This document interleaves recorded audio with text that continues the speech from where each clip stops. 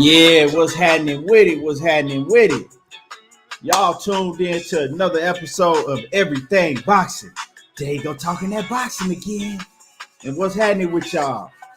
Yeah, when you come in the building, make sure that you smash on the like button and then jump in the comment section. Let me know you in the building. Yeah, who we got in the building already? We got my man John Kramer in the building. Salute. My man Dwayne Freeman off in the building. Daryl DeLoach off in the building. Mr. Pads off in the building. And when y'all come in the building, smash the like button and jump in the comment section. Let me know that y'all in the building. What's happening with it? Another weekend coming up. Another weekend coming up.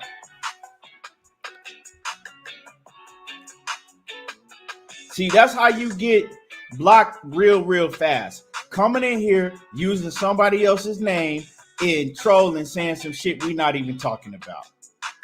I'll holler at you. Have a nice day. Make another account.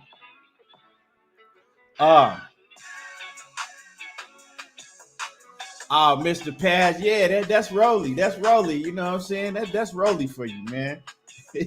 Dang, but salute to you. Andrew 100, what's happening with it? Salute. And yeah, a lot going on as usual in boxing, you know, and a lot to talk about. Javier, what's happening with it? Salute. A lot going on, a lot to talk about. And like I said, as you come in the building, smash on the like button. Smash the like button. I'm excited for these fights this weekend. You know, we're gonna go down all the fights. And we're gonna talk about them. We're gonna talk about, you know, other things, important things that's going on in boxing. We're gonna talk about the letter that the WBA wrote to Leo Santa Cruz, you know, the dear Mr. Santa Cruz. We're gonna talk about the double standards in boxing. We're gonna talk about Bob Arum. Is Bob Arum trying to block Terence Crawford from profiting, from making the most, you know what I'm saying, out of his abilities and skills? Is he trying to stop other promoters from getting money with Terence Crawford? We're going to talk about a lot. We're going to talk about all that. And yeah, like Dwayne Freeman said, another great weekend of boxing. Got a lot of fights coming up this weekend. And we're going to talk about that. And we're going to get, and then we're going to get some picks too.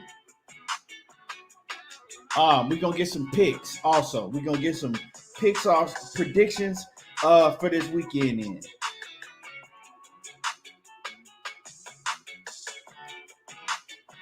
And we're going to look at the odds. We're going to also looking at the betting odds for these fights this weekend that's coming up.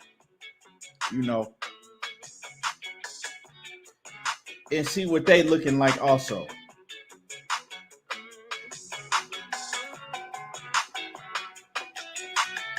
Sean T, salute. Anthony Johnson, what's happening with it? J-Dog, FBA, what's happening?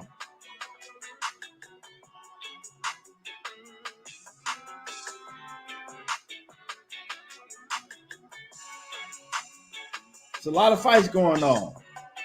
A lot of fights. Who are y'all looking forward to seeing the most this weekend? You know what I'm saying? What fight is y'all looking forward to seeing the most this weekend? DP Rocker in the building. What's happening with it? Eric Johnson, what's happening with it? Salute. Who are y'all looking forward to seeing the most this weekend? Is it Lomachenko? Is it Big Baby Jared Anderson? Is it Nonito Donaire? Is it Dimitri Bivol? Sean T say Lomachenko. Yeah. Lomachenko is always exciting to see in the ring. My man Dwayne Freeman say Big Baby. He ready to see Big Baby. Yeah, man. Big Baby show out every time he get in the ring for sure. The Queen Sheena is in the building. She say happy Friday, y'all. Eric Johnson say Lomachenko.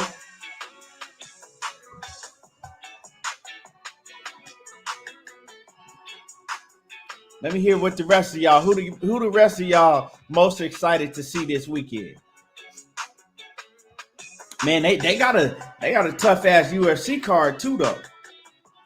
That UFC card, hey, y'all sleeping. That UFC card this weekend though. Amanda Nunes, Dustin Poirier, they got some. That UFC card finna be lit this weekend too. So it's not only boxing, we got the UFC also. That UFC card that shit stacked. We also got Brandon Lee. You know what I'm saying? Brandon Lee. The heavy hitter Brandon Lee, he fighting this weekend.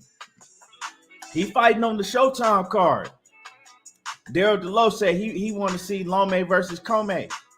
Edgar Robles says, what up? He said, what do you think about Mexican press starting a Furo Garcia versus for Ryan to get kicked out of Reynoso camp and bring in Isaac Cruz? I didn't know that. Edgar Robles says that the Mexicans is starting a little campaign, right, to get to get Ryan Garcia kicked out of the Reynoso camp and bring in Isaac Cruz. They trying to trade Ryan Garcia for Isaac Cruz.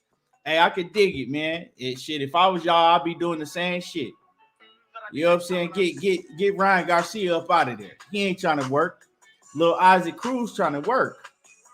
Did y'all see Isaac Cruz pull up at that basketball game? And afterwards, man, he was getting mobbed by every fan. All the fans was mobbing Isaac Cruz. And that shows you what getting in the ring with somebody like, a lot of it got to do with Floyd Mayweather, though, because all eyes is on Floyd Mayweather. But that shows you what getting in the ring with a fighter that Floyd Mayweather is promoting and backing. And I'm saying that is because Tank Davis, I mean, yeah, he's a great talent. But he wouldn't be as big as he was if, you know what I'm saying, if he didn't have Floyd behind him. Right? He wouldn't be as big as he was if he didn't have Floyd behind him. Because let's keep it 100. Tank Davis can barely talk. You know what I'm saying? He can barely talk. Floyd do all the talking. And then Leonard Ellaby. Tank Davis, he don't really do too much. Just get in the ring and, you know what I'm saying, get knockouts. But other than that, Tank Davis ain't doing too much. People coming to see him because, you know what I'm saying, Floyd is that mega star. So look what Floyd can do for your career. But a lot of these fighters that look like me, he's choosing to go around them and he ain't choosing to help their career out. But, you know, somebody like Isaac Cruz, they thought he was a cherry pick. And Isaac Cruz, you know what I'm saying, he swooped in and he made the best. Well, I ain't going to say the best, but yeah. I mean, win, lose, or draw. He made the best out of the situation that he was, you know what I'm saying, awarded. And, you know, I don't have no problem with that. Salute to Isaac Cruz. And I think that he's going to be a force to be reckoned with. Earl Taylor Sr., what's happening with it? Even though I think that Gervonta Davis beat him a lot easier than a lot of people were saying. Like, I had Gervonta Davis winning that fight. Like 9-3, 8-4, but hey, a lot of people think it was a draw. You got a lot of other people that think that Isaac Cruz beat Gervonta Davis. I'm not one of them, but you know, everybody got their own opinion. My man Bruce Gold's in the building. What's happening with it, Bruce? I was in the chat last night listening to you. I had my earpiece in when you was doing your live last night, Bruce Gold. I couldn't comment because I had my hands full, but I was in there. You was talking about nutrition and, you know, back when you was bodybuilding and all that. Great show.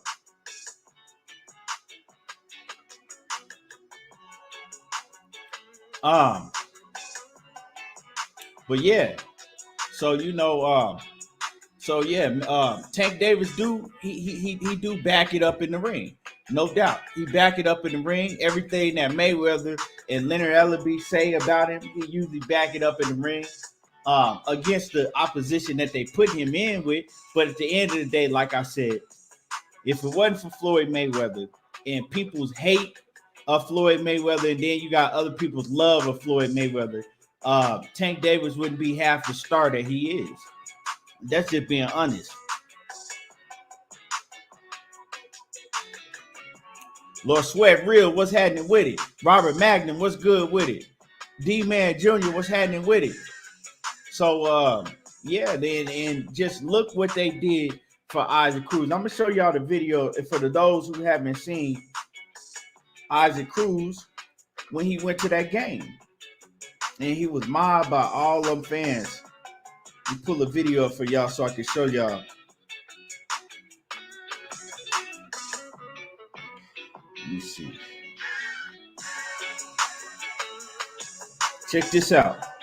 And y'all got to understand, before, nobody knew who Isaac Cruz was, right? Nobody didn't. None of these fans, none of these people knew who Isaac Cruz was. And look how he became a star overnight. How he blew up overnight. Check this out. Let me play it for y'all.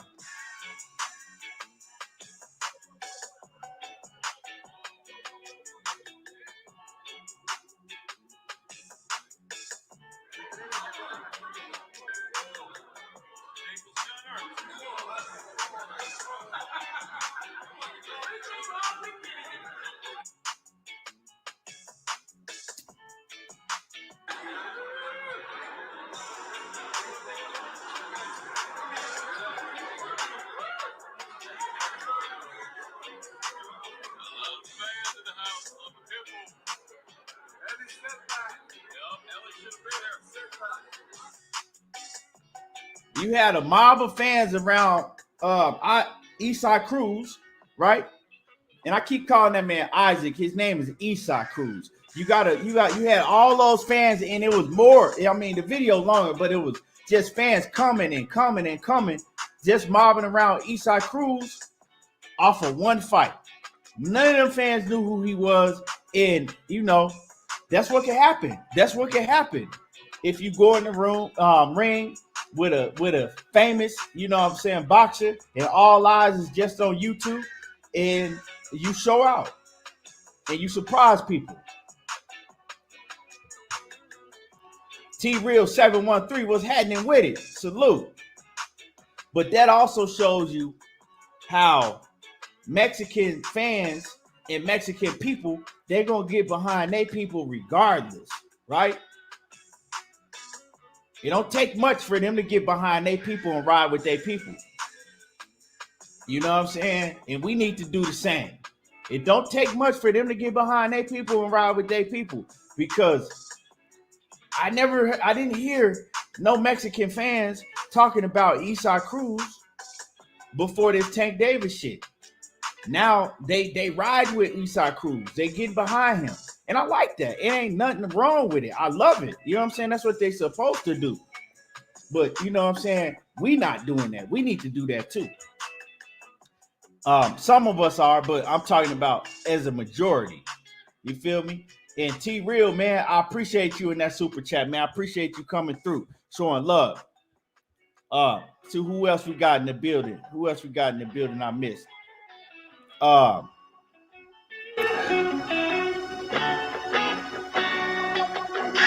Manuel Soria.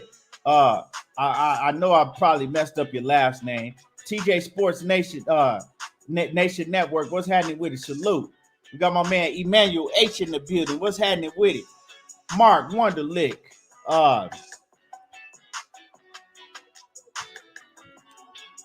So yeah, man. And just I think that Isaac Cruz, what's happening with it? Ricky Williams in the building. And I think that Isaac Cruz, from just looking at, him, I think that he a hard worker. I think that he gonna take this opportunity that he had handed to him, and I think he gonna make the most out of it. You know what I'm saying? I think he gonna make the most out of it. Now he's very small. You know what I'm saying? He's built wide, but he's very short for the 135-pound division. I'm kind of wondering, like, man, could he make 130? That's what I really wanted, because a lot of them dudes at 135 is, you know what I'm saying, we seeing he can hold his own, but then what's going to happen when you get in there with somebody that got the length of a Devin Haney? You know what I'm saying? That can tie his shoes standing up and shit. What's going to happen when you get in there with somebody like that, with that size? I don't know. We going to have to see. But, you know, I would love to see if he could go down to 130. You know what I'm saying? If he could, because, hey, he go down to 130, he'll be a problem. But I don't know. I don't know how that man body is, you know, and I don't know if he could. And what's happening with it, Batman? What's happening with it? Salute, Batman in the building. Big John, what's happening with it? But yeah, that man became a sensation overnight. But anyway, let me get who y'all, if you didn't put it in there yet, right? If you didn't put it in there yet, let me get what fight you are most looking forward to seeing this weekend. And it could be boxing or UFC. What fight are you mostly looking forward to seeing this weekend? Coach in the building. What's happening with it, Coach?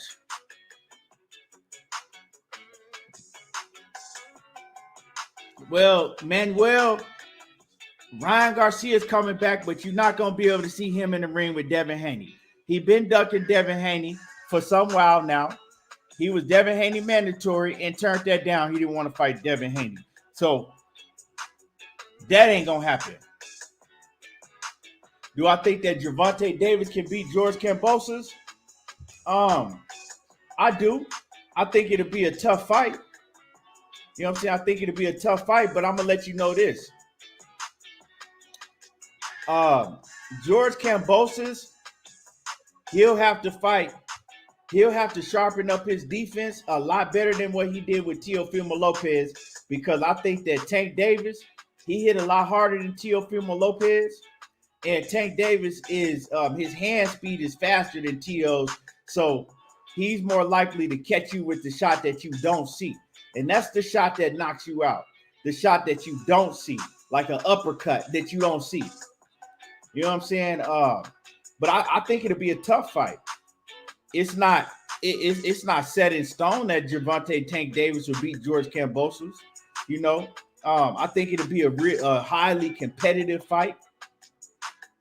And really, I think that Tank will probably have to knock him out. And I think that Tank could knock him out. Because if he getting hit with the same stuff that he got hit with Teofimo, I don't know if he can stand up to that against Gervonta Davis. He got to tighten his defense up. You know, Kambosos' defense, he liked to keep his hands down.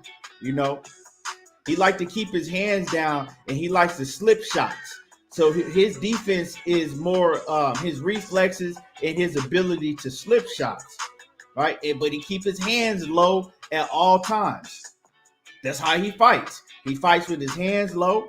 He don't fight in that like a peekaboo style defense that Isaac Cruz fights in. So it's going to be a lot easier for Gervonta Tank Davis to hit George Kambosos than it is somebody that is very defensively responsible and keep their hand, you know, up all the time. Keep that phone up to their face all the time like Isaac Cruz. It'll be a lot easier for Gervonta Tank Davis to hit George Kambosos clean. Now, we seen him get dropped by Teofimo Lopez, and he got back up. He did his thing. He showed that he's a warrior. But if he get dropped by Gervonta Tank Davis and he gets back up, will he be able to survive, you know, the rest of the fight? That's yet to be seen, but I would edge Tank Davis in that fight. I would. But, you know, like I said, I think it's a highly competitive fight. I wouldn't be too confident going to a betting line in that fight. I'll tell you that. D-Man Jr. said he looking at the Loma fight. He want to see that Loma fight this weekend. I feel you. Mr. Pass say Lomachenko, Commey. Big Ben, I ain't heard that one yet. Yeah, that's one I actually didn't even talk about. I didn't even say that. Yeah, Chris Algieri versus Conor Ben. Chris Algieri versus Conor Ben. Yeah, that's a hell of a fight. Arturo Shotty, what's happening with it? Salute to you and much blessings.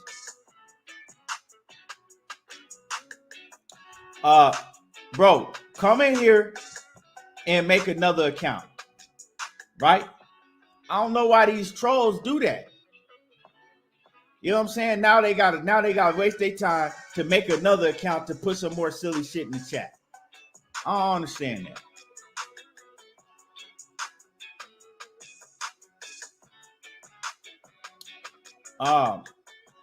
Coach say that Floyd not gonna put Tank in there with Kambosos.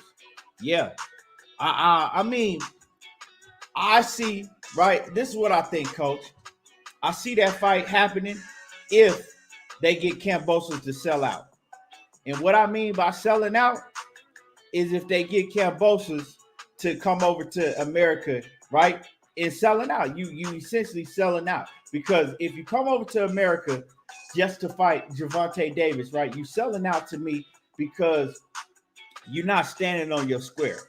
You're not standing behind your word that you said that your next fight, whoever want to fight you, got to fight you in Australia. So don't change that up just because you're going to be able to get in the ring with Gervonta Davis. And to tell you the truth, Gervonta Davis ain't got nothing for you except for maybe, you know what I'm saying, you being able to steal his fan base. Other than that, he ain't got shit for you. You got the belts. That belt that Gervonta Davis got, like, let's keep it real. And this is nothing going against Gervonta Davis, no hate towards Gervonta Davis, but that belt that he got, that belt don't mean shit. Like, he might as well throw that shit in the trash. You know what I'm saying? That belt ain't shit. That's, you know what I'm saying? That ain't nothing.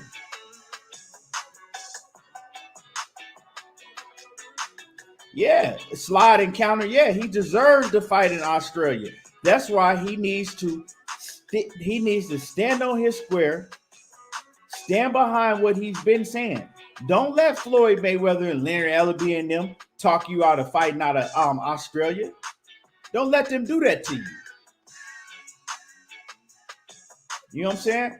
Fight Devin Haney in Australia like you said that you was going to do. Straight up. And then another reason, I don't believe this, but if George Kambosos believes that Gervonta Tank Davis lost the fight to Isaac Cruz, you believe that he lost the fight. So why are you fighting him? You know what I'm saying? Why would you be fighting him if you believe he lost his last fight anyway? You said that you was watching all of these guys fight to show you who puts on the best performance. Who impresses you more, and you're going to take the fighter that impress you more. Well, you said that you believe that Devin Haney won clearly, and you believe that Gervonta Tank Davis lost. So, I mean, that's a no-brainer. If we going by what you said, you feel what I'm saying? It's a no-brainer.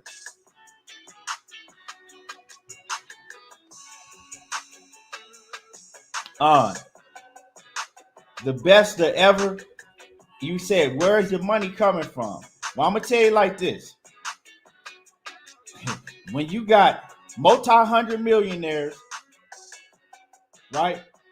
I'm not worried about where the money coming from because the money there, right? The money there. So when you listen to Floyd Mayweather and Leonard Ellerbe talking about where the money coming from, it's coming from your pocket. That's where it's coming from because both of them got it. You know what I'm saying? They got it according to who it is in the ring. It ain't no money, right? If it's a cherry pick, the money there. If it's somebody that maybe could, you know what I'm saying, it'd be a 50-50 fight, the money ain't there. So, I mean, we see what it is. We not falling for that bullshit no more. My man Kwame East in the building. Loyal to the game. Boxing talk. What's happening with it? Salute.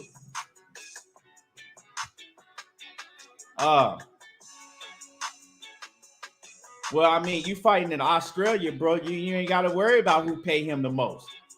He is the A side. What you mean who pay him the most? He the A side.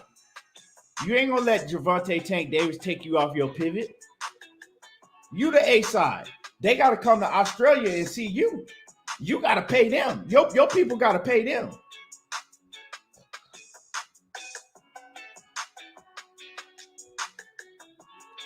And he say 80,000 in Australia. Why would you pass that up? To fight, you know what I'm saying, in front of like 20,000 people or something. And I'll be saying the same if it was Devin Haney. You can't let Devin Haney get you off your square and have you fighting in the U.S. None of these fighters. You said you fighting in Australia. That's where it is. Now, if Tank Davis somehow swoop in there and he is willing to go to Australia and fight, more power to him. I love it. But they ain't doing that. They ain't doing that. You know what I'm saying? They not doing that. We all know they not finna do that.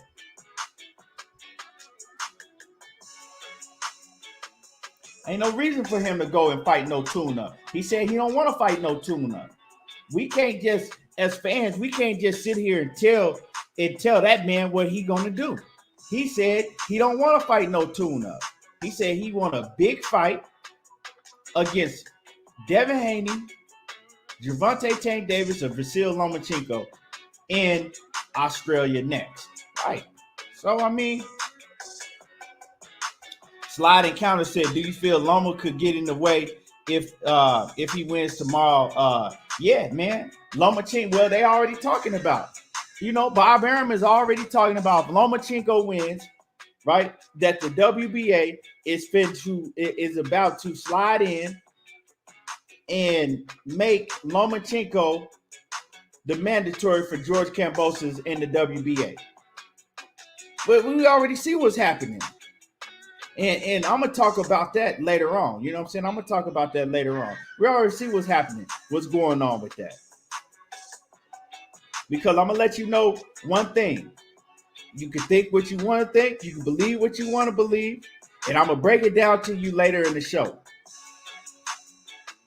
The WBA and these sanctioning bodies are going to do every and anything they can to make sure that it's not a black undisputed fighter. Y'all, I'm telling y'all, and I'm gonna break it down while I'm saying this, and I'm gonna let y'all know the play that they're gonna pull. Javier said rematch versus Cruz and Davis. I'm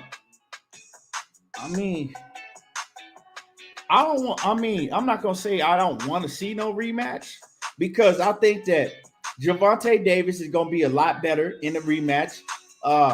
I thought that Gervonta won easy myself. You know what I'm saying? It was a competitive fight, but he won easy to me. That's my opinion. Don't nobody have to have the same opinion as me, but I thought he won the fight pretty easy. You know what I'm saying? 8-4, 9-3.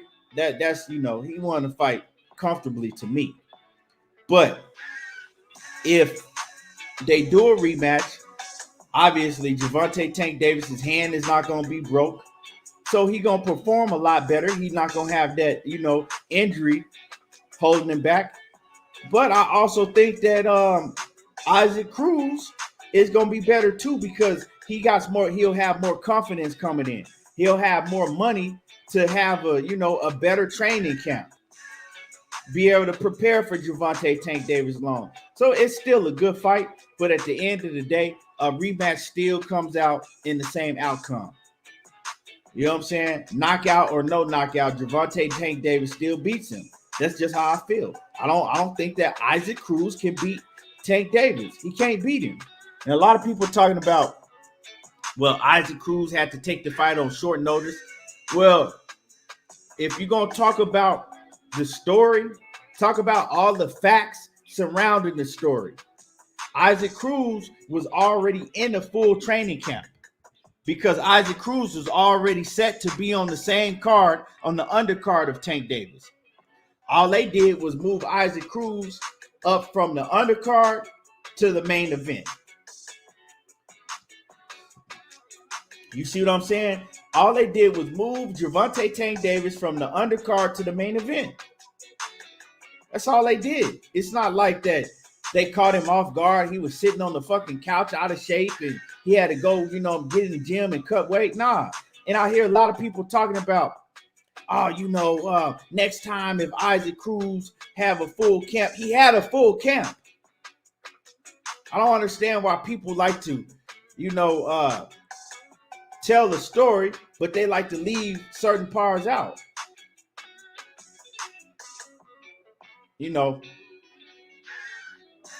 Javier said he's still waiting on Tank to fight top 5 fighter in his. Me too. But I mean, if y'all are saying Isaac Cruz is what everybody's saying he is now, salute to Isaac Cruz once again. If everybody's saying, that he the fighter that he showed, well, Gervonta might have just as well has fought a top 5 fighter in the division now, finally. Unexpectedly, right? Because they was trying to cherry pick 2 other opponents, Rolly, and then it was Isaac Cruz. They was trying to cherry pick. Don't get me wrong. We gonna tell the whole story. We're gonna tell all the facts behind it. But it didn't turn out like that.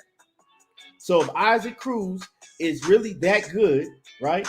And a lot of people saying he'll beat Devin Haney, which I don't believe. But that's all opinion. A lot of people saying that he'll beat Joseph Diaz, and I haven't heard anybody pit Isaac Cruz up against George Kambosos yet. But so he might be a top 5 lightweight, junior lightweight. He might be a top 5, right?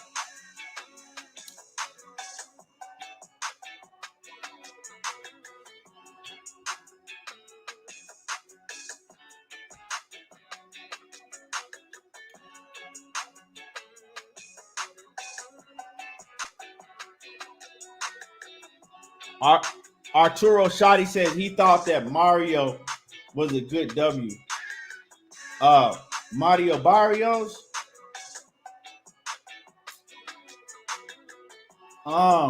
It was cool, man, but I felt that Mario Barrios was gonna get knocked out.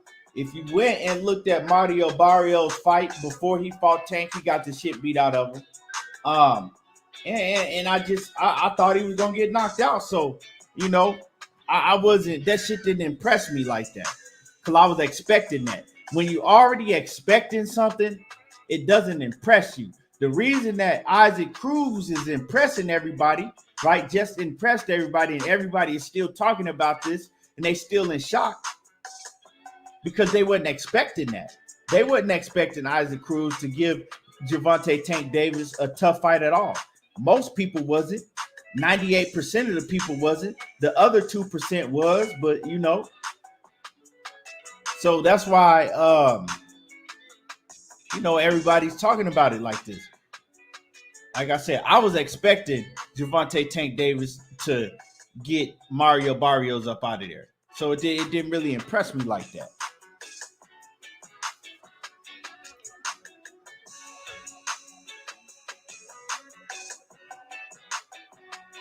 But anyway, let's move on. Let's move on. And y'all smash the like button.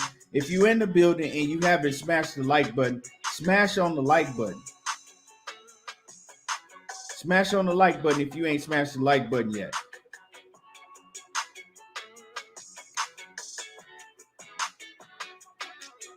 So let's get some picks in. Let me pull up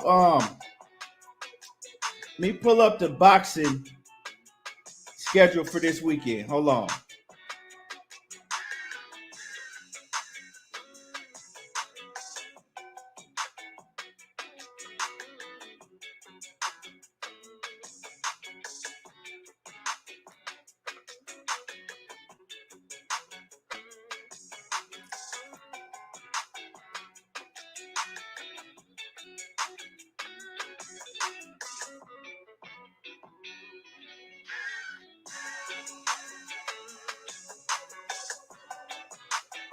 I'm trying to pull up the boxing schedule for all of the fights.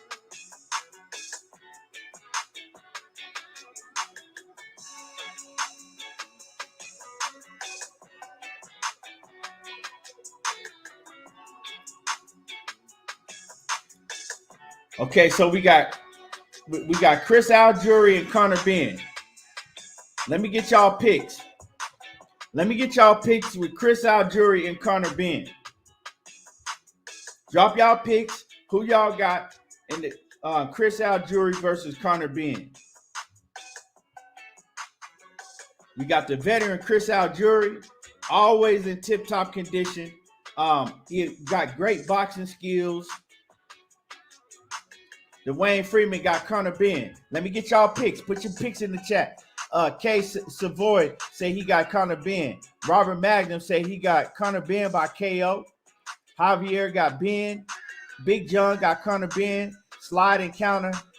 He got Conor Benn by decision. Arturo Shotty got Conor Benn. Israel got Benn. D-Man Jr. got Benn. Let me get the rest of y'all picks.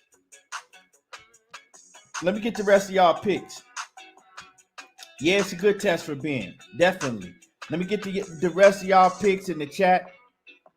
D-Man Jr. said he got Chris Algieri going night-night. Victor got Benn. Sheena got Conor Benn. Ben Dog, there we go. He got Chris Algieri. He going against the grain. My man Daryl Delos got Chris Algieri. We got some Chris Algieris coming through now. So we got a whole lot of Conor Benns and 2 Chris Algieris so far. Who else? What y'all got? What y'all got before we move to the next fight?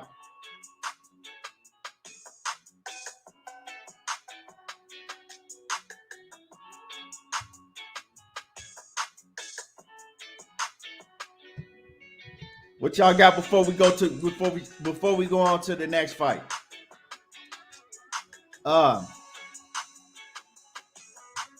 Dundada say Ben gonna have to make some adjustments, but he got Conor Benn by KO. So the Conor Benn and Chris Algieri fight,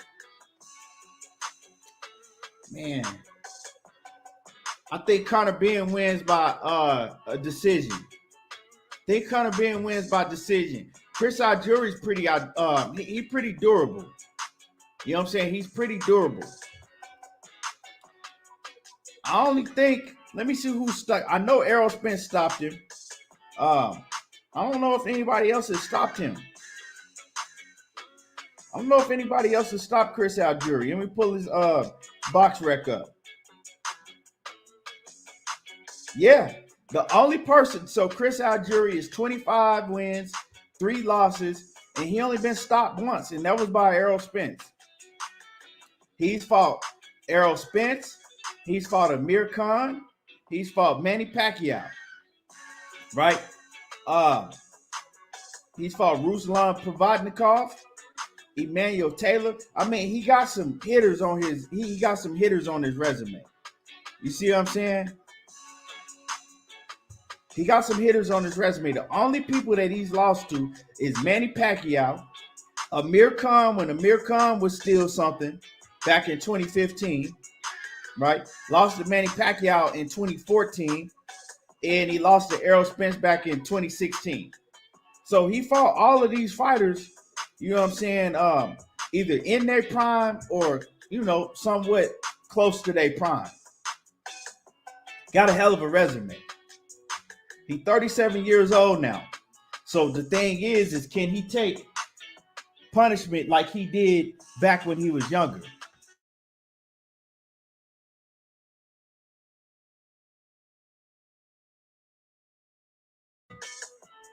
Yeah, the thing is can Chris Algieri still take punishment like he can when he was younger? Because one thing, when you get older, you can't take punches like you could when you was younger. You know, it's different when you get older. Your punch resistance is not the same as it is when you're in your 20s or early 30s. It's different, you know what I'm saying? And he ain't been getting hit, you know what I'm saying? He been having long layoffs. He did have a fight this year already, but he haven't been getting hit with 10-ounce gloves like that on a constant basis. So I don't know. He might, you know what I'm saying? Thinking about that, he might go out. You know what I'm saying? He might not last. If Conor Ben, pour it on him, but Chris Algieri, he can be elusive. So we're gonna have to see. That's a good fight though. Let's go to the next fight. D-Man Jr. said he's going out in 8 rounds or less. Let's go to the next fight. And y'all smash the like button. If you haven't smashed the like button, you know what I'm saying, hit my like button. Smash on my like button. You know what I'm saying? Support the grind and smash on my like button.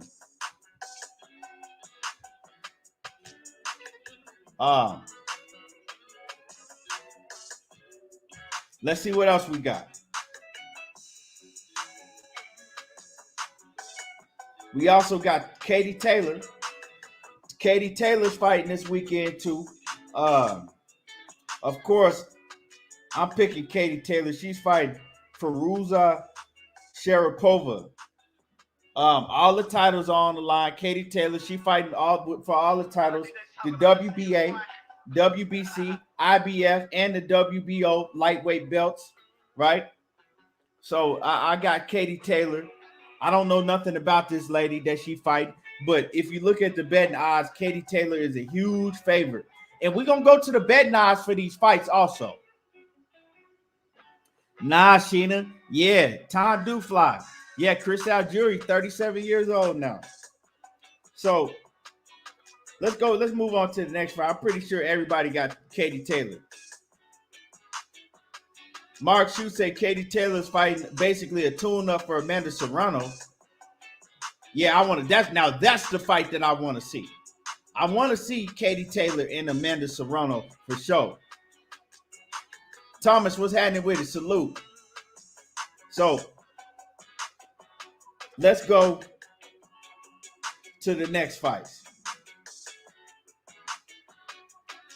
We got Big Baby Jared Anderson. He also on the ESPN card.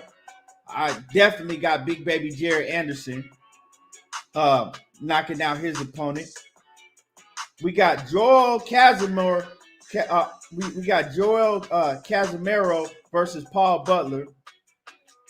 I got Joel Casimero. I got him winning that fight by stoppage. He gonna go in there and he ready to put on the show after, running a 12-round marathon with Rigondeaux. Y'all forgot that marathon that Rigondeaux got in the ring and ran when he fought Joel Casimero that last fight. That shit was ridiculous. And I'm sticking on what I said. I don't ever want to see Rigondeaux in the ring again. I don't ever want to see Rigondeaux in the ring again, ever. After that shit that Rigondeaux pulled with Casimero, where that man literally, now everybody talking about, oh, he ran in that fight. No. If you want to see actual running for 12 rounds, Rigondeaux ran for 12 rounds. And he probably could have won the fight, but he was scared to death. Now, I ain't going to say he could have won because he was scared. He was going to go. Rigondeaux was going to go to sleep, and he knew that, and he was running. But Joel Casimero, he fights this weekend, and I got him winning by knockout. Not too familiar with his opponent, but Paul Butler is for the WBO bantamweight title. But a name with a name like Paul Butler, that just sounds like to me like you finna go in there and get knocked the fuck out. Paul Butler gonna go in there and get stopped. Dimitri Bivol, he fights Umar Salman for the WBA light heavyweight title. I don't know who the hell that is. I got Dimitri Bivol. Mr. Sheldon, what you disagree with?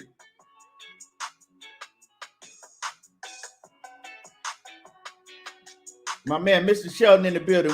Salute. What you disagree with?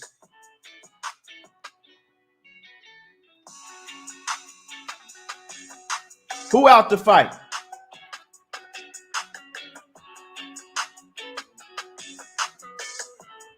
Rigondeaux was never in the fight on TV where he was outweighed 40 pounds. Who's out the fight? I mean, you putting a whole bunch of extra on that.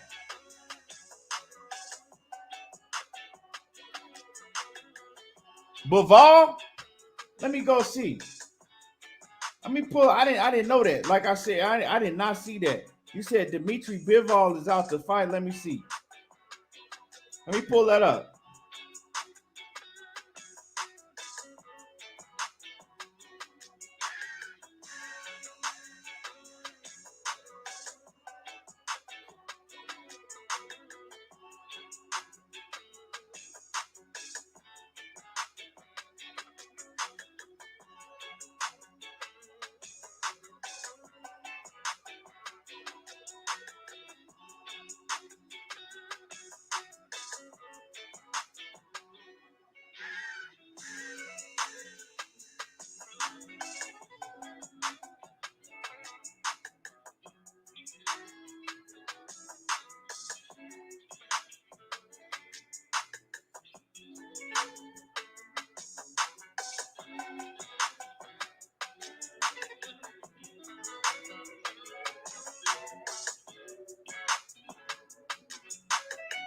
Somebody drop a link.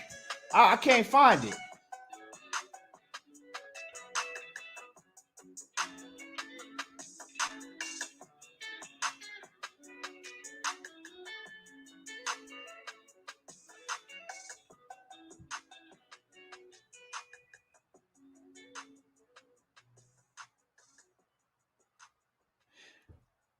Mr. Shelf, how you gonna say that he wasn't doing anything else that no other runner? Nah, he was running. I'd never seen a man get in the ring and do what he did. You can't sit up here and tell me that Rigondeaux wasn't all out sprinting. That man was sprinting in the ring away from Casimero. Come on, man. And you not hot, and then you said you think he won the fight. How you gonna win the fight like that? Ain't nobody gonna judge that fight for you. Nobody was finna judge the fight for him because they don't want to see him back in the ring doing that shit no more. Come on, man. Don't make me pull up the highlights of the fight. The man was literally running in the ring. Come on. I never seen nobody else do that. I can't tell you what you've seen, but I ain't never seen that nobody do that shit.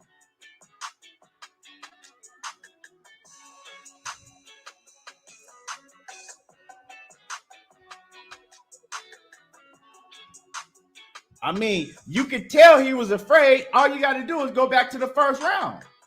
I could pull the first round up, and you could tell from the first round that he was scared to death. I ain't really caring about that man being outweighed. He was fighting in the weight class.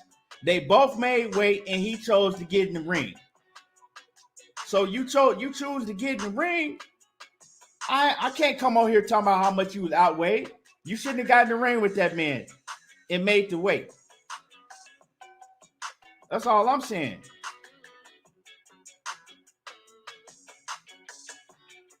And if we fighting, and yeah, I mean, and it was a lot of people say that Casimero should have known how to cut off the ring better, and I agree with that. But it's hard to cut off a ring when a man is literally turns his back and he's running from you. That man literally turned his back. Man, do I need to pull it up? Come on.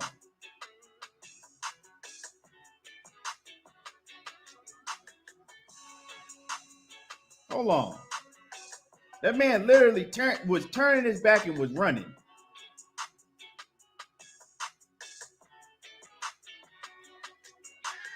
Hold on. I think I got it in here somewhere.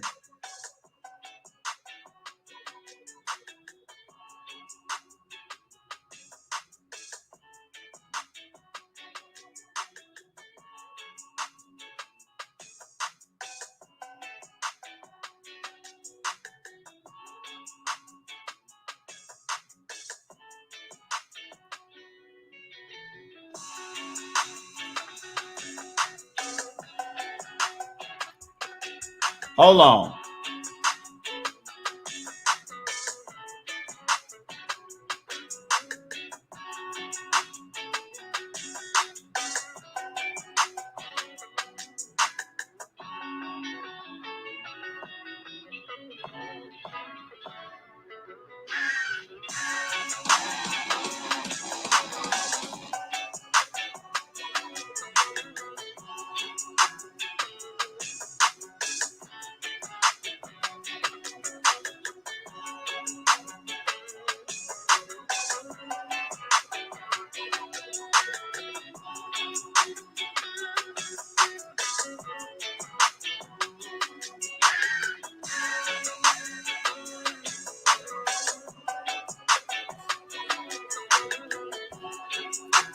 I'm trying to find the highlights of him running.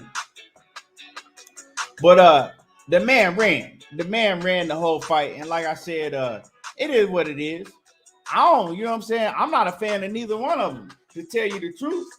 You know what I'm saying? I'm not a fan of Rigondeaux or Casimero.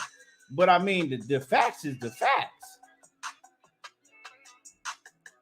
And I mean, if you count like, okay, well, he might have tapped him with more punches than he landed on him. If you count that, yeah, you might be able to say, okay, yeah, I think that he won off of he landed maybe. I mean, you're not gonna get a fight scored for you running like that.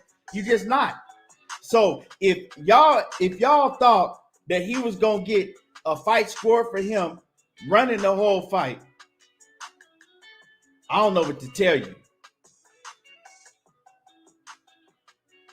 Texas Made the Realist says, who on here would pay for a Rigo fight? Yeah, which one of y'all will go pay? Since y'all, you know what I'm saying? Since y'all talking about he won and he would running in it, who gonna pay their money to go see him fight? Which one of y'all would go pay to go see him fight? Ain't nobody in here would go pay to see that man fight. If you say you is, you lying. Ain't nobody in here would pay to see Rigondeaux fight.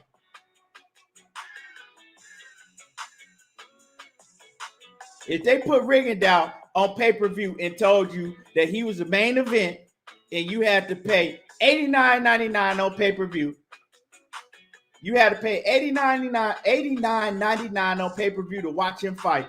Ain't nobody in here finna pay that.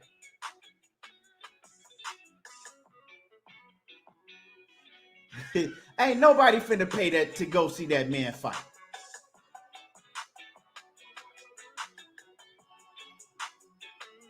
And I'm talking about right now.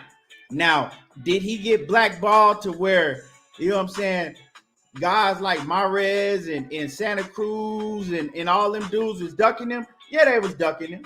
You know what I'm saying? But people complain about what Lomachenko, Lomachenko, you know what I'm saying? He was so much bigger than Lomachenko was so much bigger than him and this and that. Hey, he begged for that Lomachenko fight. Lomachenko didn't want to fight him. And everybody was saying that Lomachenko was ducking that man. So Lomachenko said, all right, fuck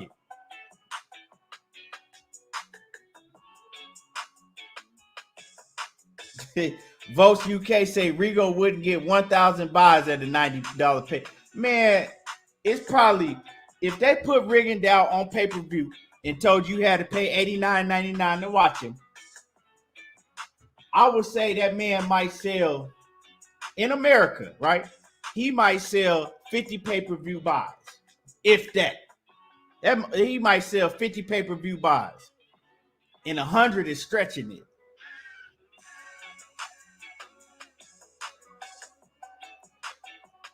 Casimero versus Rigo set a CompuBox record for lowest combined punches landed. That tell you everything you need to know. He was running the whole fight. But, you know, enough about Rigo. I'm going to get up off of Rigo. And y'all smash the like button. Y'all smash the like button. He had me pissed off about that. I ain't going to lie. Let me see.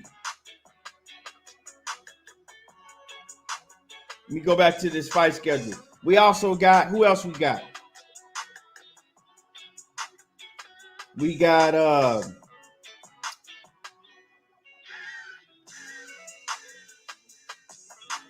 Big Baby, he fight. We went over there. Okay, let's go straight to the Lomachenko and Commey. I got Lomachenko. Do anybody see Richard Commey beating Lomachenko? Do anybody got Richard Commey beating Lomachenko? Do anybody see Richard Commey beating Lomachenko?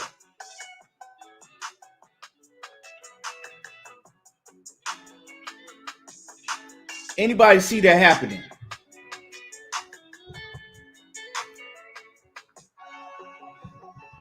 I definitely got Lomachenko winning, but I definitely got Lomachenko winning, but I don't know. Does he win by stoppage, or do Richard Commey give him a tough fight? I think Lomachenko gonna go in there.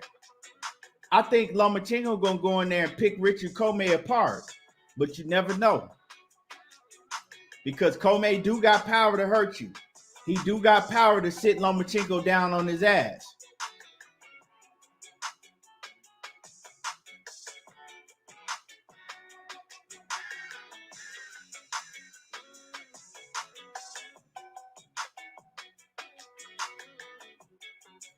Earl Taylor said he thinks Loma got enough power to stop Commey. I do think I think so too. You know what I'm saying? I think so too. I think Loma might go in there and stop him. But Richard Commey, he a heavy hitter himself, and we know Loma, he a little hesitant when he get in there with heavy hitters. So I don't know. I can't really decide if I think that Loma gonna win by a unanimous decision or by a stoppage. That's a tough one. You know what I'm saying? Because Loma be hesitant against guys with power like that. We seen what happened with Teofimo Lopez. So I don't know if Loma gonna go in there. He ain't gonna be able to do the same thing to Richard Commey like he did to Nakatani, because Richard Commey is more athletic than Nakatani. He can move a little better than Nakatani. But I still got Loma winning. You know what I'm saying? The king Loma.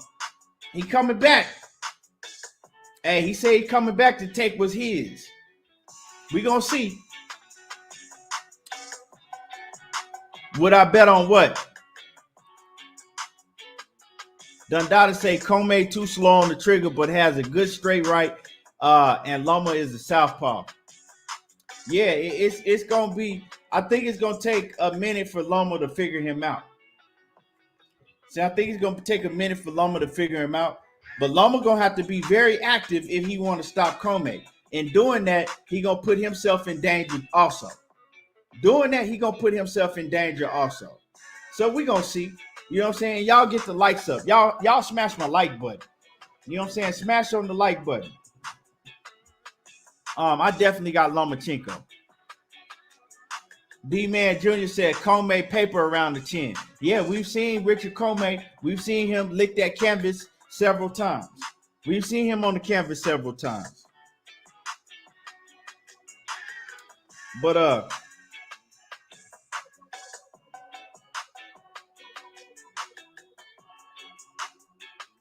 hold on, y'all get my like button up because we're gonna get into the main topics. We finna get into the main topics.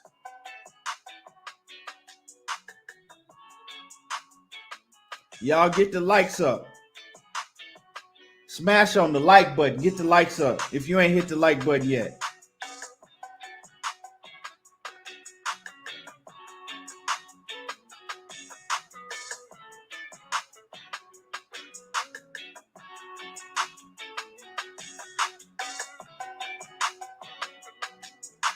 Now let's talk about something, right?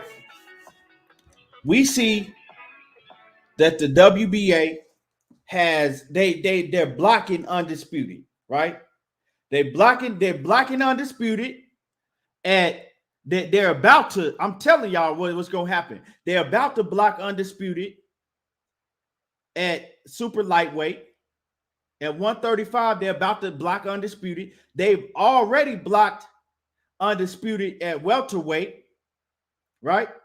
They put Ugas in this fucking tournament. Goddess, salute to you, Queen, salute to you. They put Ugas in the tournament to block undisputed. And it's starting to look like that they don't want a black man to become undisputed. Y'all can feel about how y'all feel about this. However you want to feel, you can feel. But it's starting to look like that they don't want a black fighter to become undisputed. And I'm gonna show y'all the play that the WBA laid down to stop undisputed at welterweight. Right? I'm gonna show y'all what they laid down to stop undisputed at welterweight. Now, check this out. Check this out. Because Money Brown, my man, me and Money, we did an interview months and months ago before the Errol Spence and Manny Pacquiao fight was going to take place, all of that. We did an interview with Richard Schaefer. And Richard Schaefer told me and Money way back then, he said, we're trying to get Stanionis, right, in a tournament to, to fight. We're trying to get the WBA title in this tournament, and Stanionis is going to be one of the, the main figures in the tournament. Well, Richard Schaefer, he is the promoter, right? He promotes Stanionis, the guy that they telling Ugas, the guy that Ugas is going to have to fight next, right? Now, if y'all remember, when Manny Pacquiao got stripped of the WBA title, it was because they wanted Manny Pacquiao to fight somebody in the top 10, right? They said that Manny Pacquiao was going to have to fight somebody in the top 10.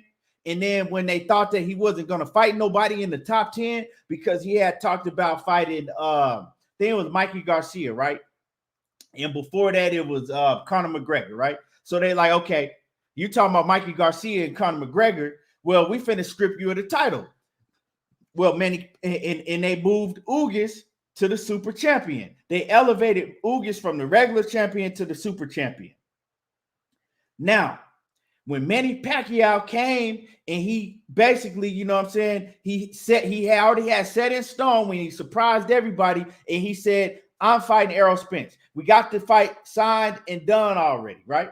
Fighting Errol Spence. Manny Pacquiao did petition to try to get his WBA super title back. It would have been easy for the WBA to give Manny Pacquiao his super title back because all they had to do is do the opposite of what they just had done.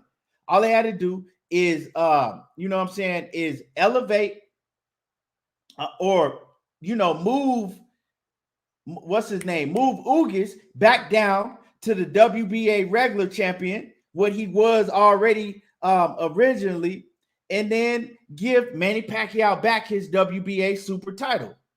But they refused to do that. And I'm going to tell you, this stopping a black fighter from being the undisputed, they've been had this in play. They refused to do that, right? Because they knew that then that Manny Pacquiao, right, and was going to fight Errol Spence. If Errol Spence had to beat Manny Pacquiao, which most people was picking Errol Spence to beat Manny Pacquiao. If he had to beat Manny Pacquiao, then they wouldn't have been able to put Errol Spence in a tournament. They weren't going to be able to put Errol Spence in that tournament for that WBA. You see what I'm saying? If Errol Spence had to beat Manny Pacquiao, they wouldn't have been able to put Errol Spence in that WBA tournament. And if Manny Pacquiao had to beat Errol Spence, they wouldn't have been able to put Manny Pacquiao in the WBA tournament. So they said, nope, you're not fighting for that belt. You're not fighting for this belt. Because, see, they knew that out of those names, the only man that they would have been able to put in that tournament with that belt was Ugas. Because Ugas, he don't hold no weight like Errol Spence and Manny Pacquiao. He don't hold no weight like Errol Spence and Manny Pacquiao. So they let Ugas, right? They let Ugas keep that belt. Now, Ugas, he went and defended the title and he beat Manny Pacquiao. See, they already knew that Manny Pacquiao probably was going to retire anyway. Even if he win, lose, or draw Manny Pacquiao, he was going to retire anyway, right? So even if Manny Pacquiao had a won, that belt is now vacant. They already had this play in play for a long time. That's why when Ugas won, as soon as Ugas won that title, oh, you got to be in the tournament. Why are you putting me in the tournament when I'm already signed to fight Errol Spence? This shit's been in play for a long time. So when Ugas petitioned recently to be able to, go and fulfill his fight with Errol Spence, I already knew they was going to turn it down. They didn't even have to think about it. They knew they was going to turn that down. They've been had this in play. They're blocking Undisputed. That's the whole play. They don't want one of these black fighters to become undisputed. Look what they're doing to Stevie Fulton. Look what they're doing to Stephen Fulton. The Monday after he won, right? After he unified, all of a sudden they telling him, you have to, you got a mandatory and you got to fight him next already. They ain't even let the man breathe. They didn't let him breathe. You already got a mandatory and no, you can't go around him. You got to fight him. They ain't let him breathe. Stephen Fulton is that close to becoming undisputed. That close. But they put him in the fight talking about, oh, no, if you move, we're going to strip you. But now let me let y'all read this. Hold on. It's a double standard because this is a letter. Let me pull it up. This is a letter that Gilberto Mendoza Jr., the WBA, they wrote this letter to Leo Santa Cruz. It says, "Dear champion, we have noted that you defended your featherweight title on February 16th, 2019. And we would like to ask you about your status in boxing, specifically if you plan to continue fighting in the featherweight division." So Leo Santa Cruz has not defended his WBA featherweight title since February 16th of 2019. Y'all don't hear me though. He ain't defended his title since February 16, 2019. It's about to be 2022. That'll be 3 years Leo Santa Cruz has been holding on to that title, and he ain't defended the title in 3 years. Y'all don't hear what I'm saying, though. Where's his mandatory at? So these other fighters, they ain't even got the motherfucking sweat off of their face, and you telling them, nope, don't move. They ain't even went to the back and signed their checks yet, and you already got mandatories and putting them in tournaments and shit. You already got the whole plan mapped out for them. But Leo Santa Cruz been holding the title for basically 3 years and ain't defended it. And that's cool. He ain't had no mandatory.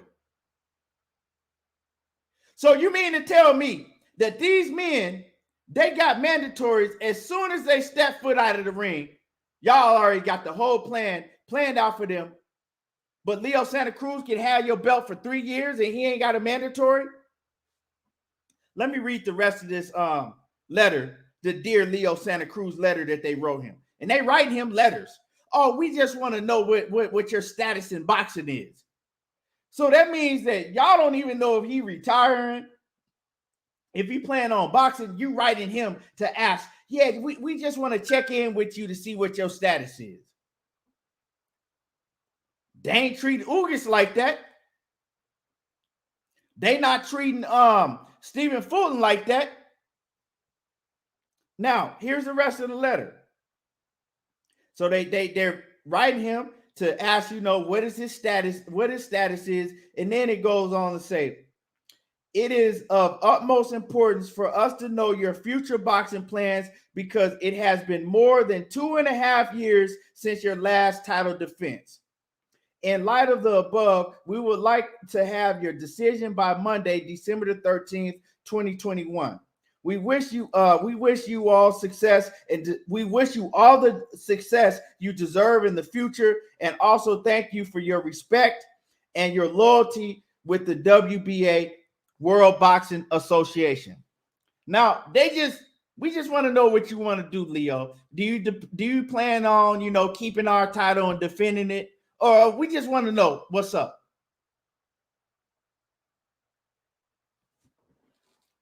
But they ain't budged when it came to Yordenis Ugas. Because Yordenis Ugas, right? If he had a fault, Errol Spence, win, lose, or draw, they know the next fight was going to be for undisputed. If Errol Spence gets that fight, gets that belt from Ugas, they know that a black man finna become undisputed. Ain't no way around it. It ain't no way around it. Because then you got Errol Spence and Terence Crawford. They're the only two that's holding belts, and that's it. They've been had this in place to stop, right? Welterweight in the welterweight division, they've been had it in play to stop undisputed. Like I said, we had Richard Schaefer on there months before Manny Pacquiao and Ugas fought. And he was already talking about this tournament that they was going to try to get the WBA belt, right, in. He was already talking about this months ago.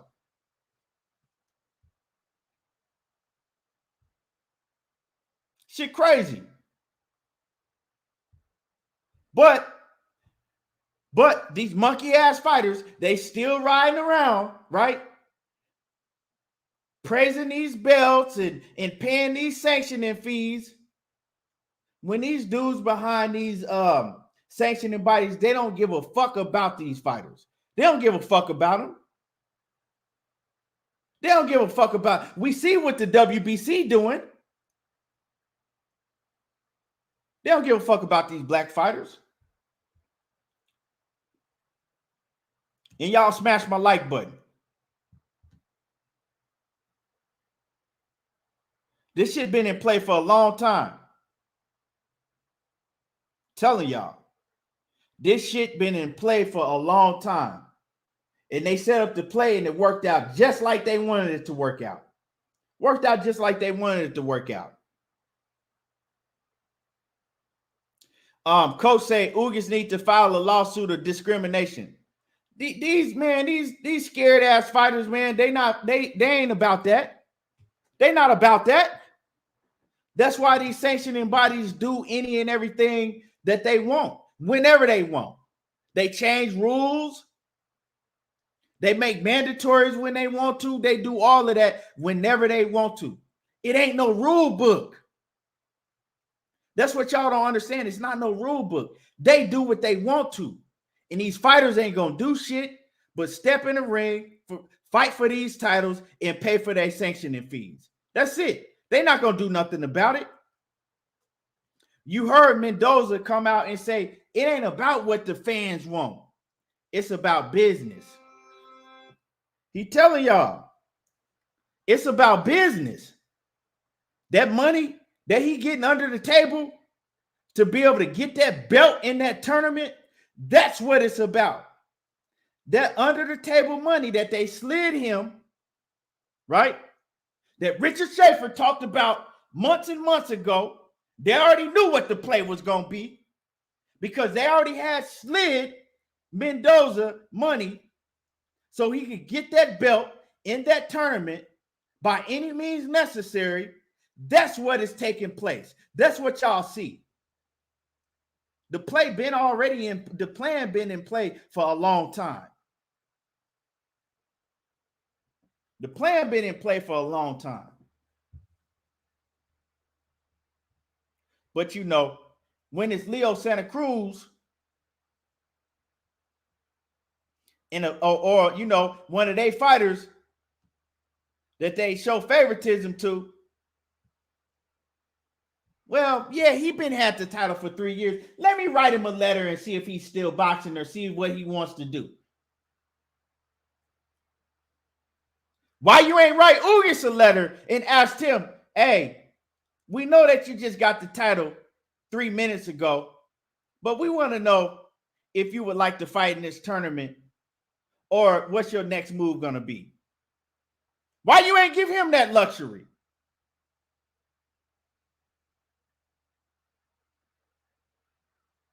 You ain't give him that luxury. Why you ain't give Stephen Fulton that luxury? We know that you ain't even got your foot out of the ropes yet. But you know, we got a mandatory for you right here. So we want to know what you want to do. Would you like to fight your mandatory, or would you like to take a voluntary fight in between, since you just got the title? They ain't give him that luxury. But hey, these fighters, they still praise these belts, these sanctioning bodies, right? They still go up there when the WBA have their convention, when the WBC have their convention, the IB, all of them, they still go up there and smile and shake Mendoza, you know what I'm saying, shake their hand and hug them and do all of that extra shit. And run after these titles. They don't understand that they are the product. With no product, it ain't no business. They're the product. With no product, there's no business. The WBC, WBA, IBF, WBO, IBO, all of them. Without the fighters, what are they? The fighters can go on. To tell you the truth, if these motherfuckers had any goddamn sense, these fighters would get together, put their bread together. They could have their own belts made. Y'all can have your own belts made. You don't need these motherfuckers telling you what to do and having you pay sanctioning fees and shit just to hold a fucking funky ass title from somebody that don't give a shit about you, that change the rules and do whatever they want to do when they want to do it.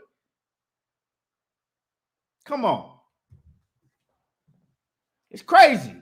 It's crazy. But y'all sitting in front of, you know what I'm saying, Suleiman and Gilberto Mendoza Jr. and the rest of these dudes, y'all can't wait till a convention to come up so you can go shake hands and lick their ass and shit. Thanking them. Oh, we thank you. What the fuck you thanking them for? You paying the fee to hold the belt. You paying thousands and thousands of dollars. I mean, hundreds of thousands of dollars to hold them fucking belts as long as you have them. But you thanking them. For what? What are you thanking them for? Do you go into motherfucking, do you go into JCPenney's or Dillard's and fucking go, you know what I'm saying? Or do you go to the motherfucking Gucci store or the Burberry store or, you know what I'm saying, Louis Vuitton store, wherever the fuck you go? Do you go to these stores and go grab a whole bunch of shit, pay for it, and then thank the worker at the cash register? Do you do that? Do you go to retail stores and thank the worker at the cash register for letting you buy whatever you just bought? No, you fucking don't. No, you don't. So why are you thanking Gilberto Mendoza and fucking Mauricio Suleiman? Thank you. Thank you for, you know, we really appreciate you. For what? You paying them. I don't understand it.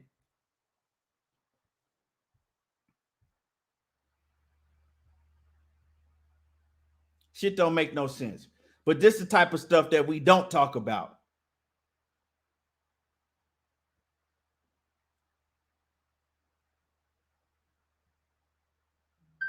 You know what I'm saying? This is the type of things that we don't talk about. People don't want to hear this type of shit. Anyway, you know what I'm saying?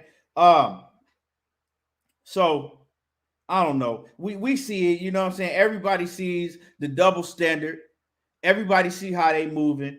And you know, it fucked us out of getting undisputed.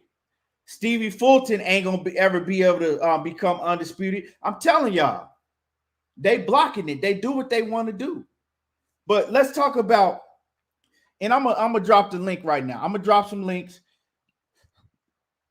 for the last part of the show. I'm gonna drop some links, and we're gonna cook on this situation with Terence Crawford and Bob Arum. You know what I'm saying? We're going to cook on this situation with Terence Crawford and Bob Arum.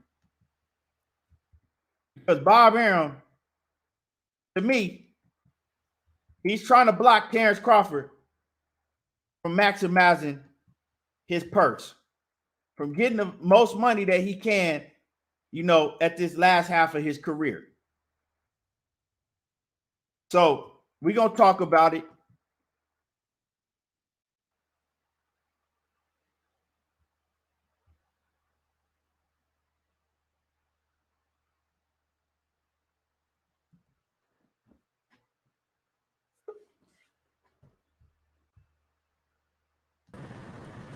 Batman, what's happening with it? What's up, Key? What's good with it, man? Man, I ain't shit, man. Head hurting like a motherfucker. You in the gym? Nah, I'm about to go in a minute. Okay. Yeah, man. You see this bullshit going on, bro. I spotted one of the young niggas yesterday, man. You and Batty your in my old ass head. in there sparring? Yeah, man. Trying to spar them young bucks and shit. Man, but man, you see the bullshit going on. Y'all see the bullshit going on, and like I said, if you want a link, the link in the chat. We getting ready to cook on this. This situation with Terence Crawford and Bob Arum, which it should be no situation no more. But you know, let's cook on this situation. So, I'm gonna put you on mute because you got a lot of background noise, Batman. So Bob Arum, right? Bob Arum comes out in another interview once again, and Bob Arum is talking about how Terence Crawford is not a draw. He's not a pay-per-view draw. He's not a draw, and that he lost on every event that he put on, right? That he lost money on Terence Crawford. Say he can't sell no pay-per-views, and he lost, tons and tons of money on Terence Crawford. Now, this is recent. Now, my thing is, Terence Crawford is no longer with you, right? He's no longer with your company. He left. You know what I'm saying? Maybe you did bad business. It was bad business. Maybe you did lose a lot of money, but he's out of his contract. He's gone. You don't have to worry about doing no more business with Terence Crawford. My thing is, leave it at that. You know what I'm saying? Leave it at that.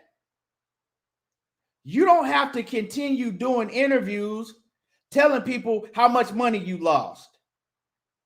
And, he can't sell pay-per-view. Leave it at that. Because it's like this, right? If you have a job and you chunk the deuce to your job, right? Well, you're going to feel some type of way if the next job that you try to go get, they call your boss and your boss is like, well, he was doing this and he was doing that and he was doing that. And you know what I'm saying? He wasn't showing up on time. And now they just stopped you from getting another job. When the boss could have picked up the phone and said, yeah, such and such used to work for us. And, yeah, everything was good. I wish him the best. That's it. But Bob Arum is doing any and everything he can to block Terence Crawford. He's being spiteful. Now he's trying to block Terence Crawford from maximizing his purse. And we got my man Fred in the building. Barbershop Conversations in the building. What's happening with it, Fred? And y'all make sure that y'all go check out Barbershop Conversations every night. You know what I'm saying? Hell of a shows every night. And he come on at 10 o'clock. That is Mountain Time. So that's 9 o'clock Pacific, 11 o'clock Central Time, and that's 12 o'clock on the East Coast. He got the late night show for y'all. Salute to Fred. And y'all go purchase 9 Wives also. Y'all go purchase that 9 Wives movie. I see Fred out there getting rewards. I see him out there, man. You get nominated for all type of awards, and salute, man. Love it. But like I said, I'm not feeling that.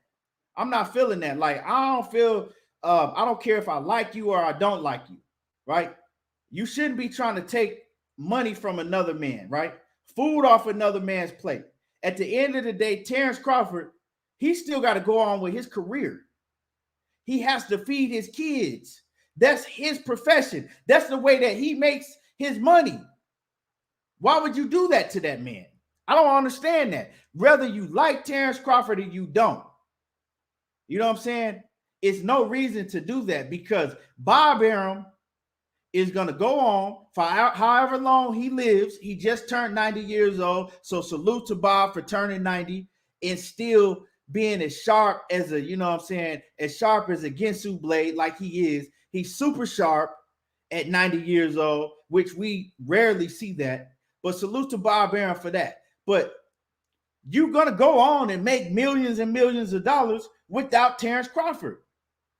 You've made millions and millions of dollars before Terence Crawford ever existed. So why are you worried about what Terence Crawford is doing? And if you have someone interviewing you, asking you about Terence Crawford, all you had to say is, you know what? Things didn't turn out like I wanted it to turn out, but I wish Terence Crawford the best. That's all I got to say. You ain't got to go on and go into details about how much money you lost and saying that this man can't sell no pay-per-views because see what you've done is now you got other promoters. They're afraid to sign Terence Crawford or work with Terence Crawford. You heard Eddie Hearn. Eddie Hearn just did an interview and Eddie Hearn was asked, would you be willing to sign Terence Crawford to do some business with Terence Crawford? And he said, absolutely not. He said, you heard what Bob Arum said. You've seen how much you've seen Bob Arum say how much money he's lost. No, I can't do no business. I don't want to do no business with him. No, I don't want to sign him. So now what you think gonna happen when he tries to go to the table with whatever advisor he uses or whatever promotional company he uses, and they try to go to the table with one of these other high-profile name fighters? They ain't gonna want to take a chance on Terence Crawford because Bob Arum is in the media and he's making sure that, well, if y'all forgot what I said, here's a reminder. Here's a reminder. And all he's doing, right? All he's doing is saying, don't hire him. I'm telling y'all right now, don't hire that man. He gonna fuck up. He ain't gonna come to work on time. You know what I'm saying? He's gonna get into it with the rest of the workers. Don't hire that man. I'm telling y'all. So all he's doing is giving him a bad reference, making sure that, he don't get to eat. And like I said, he's never going to be able to maximize his purse. Bob Arum going to make sure of that. Instead of just, instead of just going away and leaving the situation alone. And if he is able to maximize the amount of money that he's, going to get in his future, Bob Arum he's at least trying to make sure that he don't maximize. Because why talk about it still? It's over with. Whatever money you lost on Terence Crawford, you can't gain that back. It's over with. You know what I'm saying? He gone now. Wash your hands with the situation and just be glad that you don't have to deal with it no more. You ain't got to put on events with him no more if that's how you feel. That's how I feel about the situation. That's how I feel about the situation, man. I'm not finna, if a man come and talk to me, ask me about one of my exes, if it ain't one of my homeboys that I'm close with, I ain't finna dog her out like that. I'm gonna just be like, hey, man, you gonna have to find that out yourself, bro. Like, shit, I wish y'all the best. That's it. Unless you bitter, you know what I'm saying? Unless you bitter and you just can't let the situation go. And that's what Bob Arum is starting to look like. But a lot of and I'm not gonna put all of the blame on Bob Arum when it comes to what Terence Crawford sold and what he didn't sell. It was on both of them. You know what I'm saying? Terence didn't like to do interviews and he didn't like to talk to people. He's very distant in public. And you know what I'm saying? We've seen him run away from Ellie Setback and not want to do an interview. We've seen him, walk away from other people, and he ain't like that, right? He's not like that. He ain't friendly like that. We've seen him turn down doing a lot of interviews and stuff that they wanted him to do on ESPN. So that's on him. But Bob Arum could have, you know what I'm saying, put his foot forward more to promote that man. He could have put more billboards up, put more commercials on with his upcoming fights. So that's on both of them. So instead of just blaming that all on Terence Crawford, you could have put him in the ring with better competition, right? So that's on both of them. But you don't need to carry it on. But anyway, Coach, what's happening with it, Coach? You in the building? What's happening, brother? How y'all doing? Oh man, just same shit, different day, man. And y'all smash on my like button if y'all ain't hit my like button yet. Y'all smash on my like button. Batman, I'm gonna go to you first, Batman, and then I'm gonna go to Coach. Batman, what you feel about that? Man, I feel, man, Bob Arum should get the fuck out the way. How many fighters he done fucked over? Hey, man, you got fucked. Leave it alone. You know what I'm saying? How many more you fucked the great Marvin Hagler over? So, man, get over it. You took Muhammad Ali whole fucking company. Get over it. Oh, man. I mean, but even with Terence, man, I mean, he should blame himself. Bob Arum should blame himself because you didn't give Manny Pacquiao to him. You could have made him a superstar, but you know, you value you and Pacquiao relationship over the fucking business. So it's your fault. You put him in there with all that subpar competition. What Ricky Burns and all them made up motherfuckers, and you could have had that man in real fights where people can really see his skill set, and if he was the fighter everybody think he is now. So it's Bob Arum. Bob Arum fault. You want to leave that in? You can leave that box in there. Yeah, Coach, what's your take on that situation, man? Well, I think that that Terence Crawford needs to form his own promotion company so he'll get even more money like Devin Haney does. I think that Terence Crawford, the problem is if Eddie Hearn said that about Terence Crawford, then Eddie Hearn's not too bright either. He's a dumb motherfucker. And I'm going to tell you why he's a dumb motherfucker. Because Terence Crawford is an asset. He's not a liability. What Bob Arum did to Terence Crawford, and I don't know if it's because he's a racist motherfucker or not, but he don't promote him the same way he promoted other fighters. Now, after Terence Crawford, now he's gone, Terence embarrassed him on stage. So he's bitter.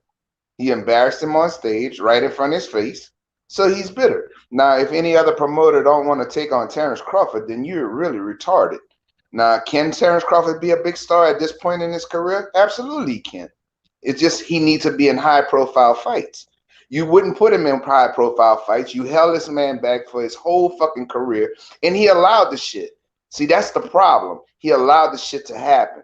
See, because I don't know if it is because of Bomac advising him or what it is. He needs to get more involved in taking care of his business than just sitting back and watch. Devin Haney is a young kid, and he's putting his business in other people's hands, but everything has to go through him.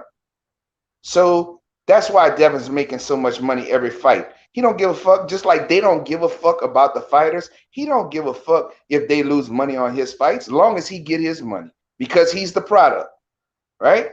So he set this man on the fucking shelf. You promised him Manny Pacquiao years and years ago when you had Manny Pacquiao in your stable, and you wouldn't give him that fight because you like Manny Pacquiao more. So you can see what he's doing right now, what Bob Arum's doing. He's already, before the even fucking fight even happened, before Lomachenko and fucking Richard Commey fight, he already said he'd petition the fucking WBO, right, which we all know is the Bob Arum belt.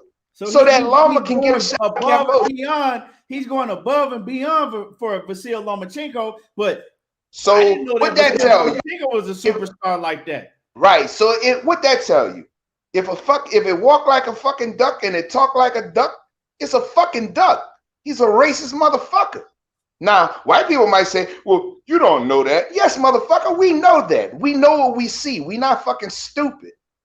He's a racist motherfucker. He fucked over a lot of black fighters over the history. That's why Floyd got the fuck away from him, because he cherished somebody.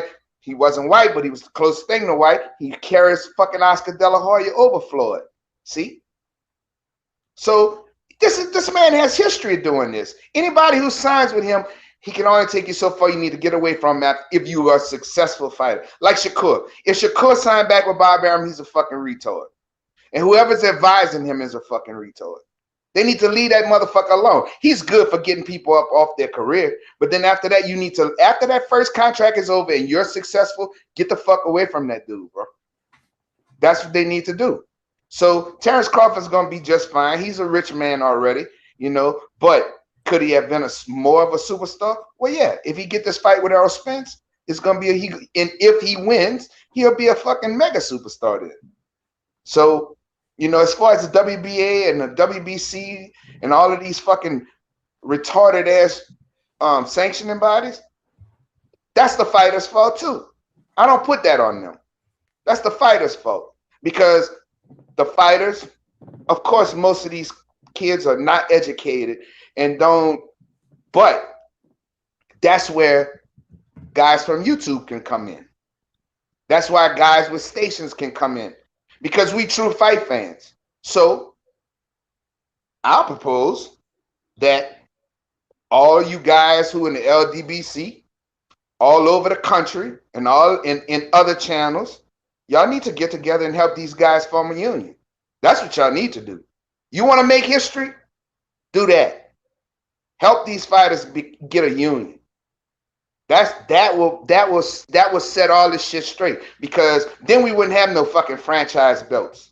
Then we wouldn't have no motherfucker just jumping around doing what the fuck they want to do, because that shit would be in bylaws, and the sanctioning bodies would have to follow it, or fuck y'all belts.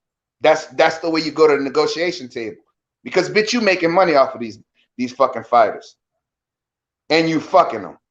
That's what you're doing. And I don't know why it's taken over, what, boxing been in existence, what, fucking over 200 years, 300 years?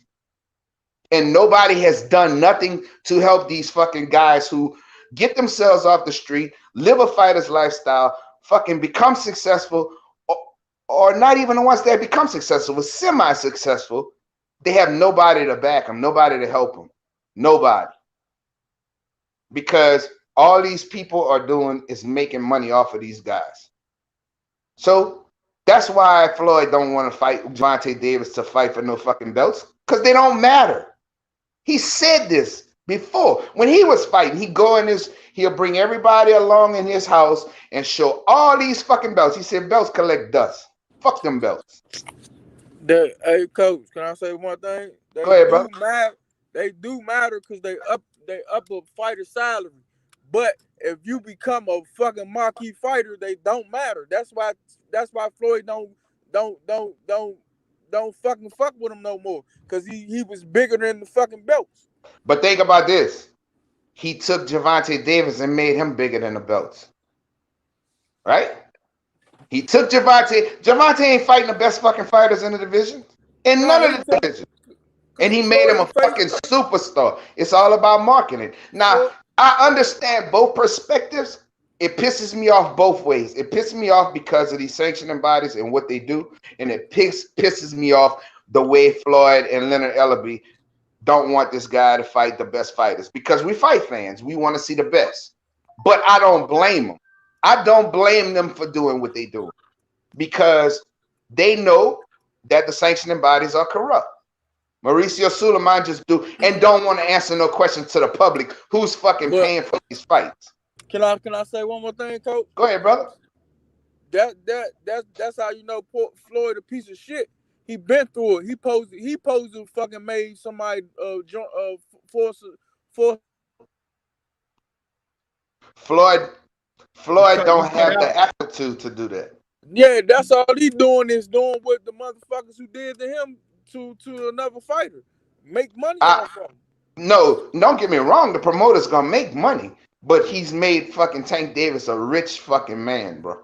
And he's getting richer and richer. So I'm not gonna just say that. Now, do Floyd have the aptitude? I'm sure he can find people with the aptitude to get a fighters union. I'm sure he can. But do he have the aptitude, or do he think that way? That's the difference. You got to have somebody who's educated and understand business, first of all, to deal with this. Because this shit is out of hand.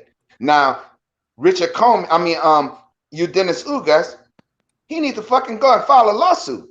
Because just like Keon pulled that shit up, he could pull that shit up in court. Why you treated this man different than you treated me? See? You treated him different than you treating me. I just got out of a fucking fight. I just fought the great 8th division world champion Manny Pacquiao, who had the belts. They stripped him, and I never fought nobody else, so they could have gave it back to him. Either way, I beat him. Now you gonna make me fight in this bullshit? You're gonna make me fight this bullshit, but you didn't make Leo Santa Cruz fight for fucking 3 years. Manny Pacquiao at one time hadn't fought for 2 years and had the fucking belt. Right? Only time y'all made a move was because he said he was gonna go fuck with Conor McGregor. So y'all not gonna treat me differently than y'all treated the rest of these motherfuckers. And I'm sure there's more out there. So you motherfuckers ain't gonna do it. And then at 135, I'm telling y'all what they're gonna do at 135. They're about to block Devin Haney or Gervonta Tank Davis, whatever one. I don't care who you like. You know what I'm saying? They both look like each other. They're about to block either one of them from becoming undisputed or being able to fight to become undisputed. They're about to put Lomachenko. I'm telling you, Bob Arum already said it. He said they finna petition, right? They're about to make Lomachenko Kambosos mandatory. And he said he'll be happy. Him and Lomachenko will be happy to go over there and fight in Australia for those belts. But you see, the problem with Uga's team is this. First of all, unification bouts trump fucking mandatories. That's in their fucking bylaws. So you're not gonna make me fight in this fucking tournament. Nah, I'm fighting a unification bout. They change the rules when they want to, coach. But that's when you take their ass to court, and that's when you take them to court and you make them motherfuckers do right. And see, that's why I was talking to Batman about too. Man, these niggas ain't finna take nobody to court. They ain't finna take nobody. These fighters are not finna take none. You know what I'm saying? They not finna take nobody to court because they scared that they're gonna be set on the shelf, and you know what I'm saying? Because these sanctioning bodies, they got relationships with these promoters.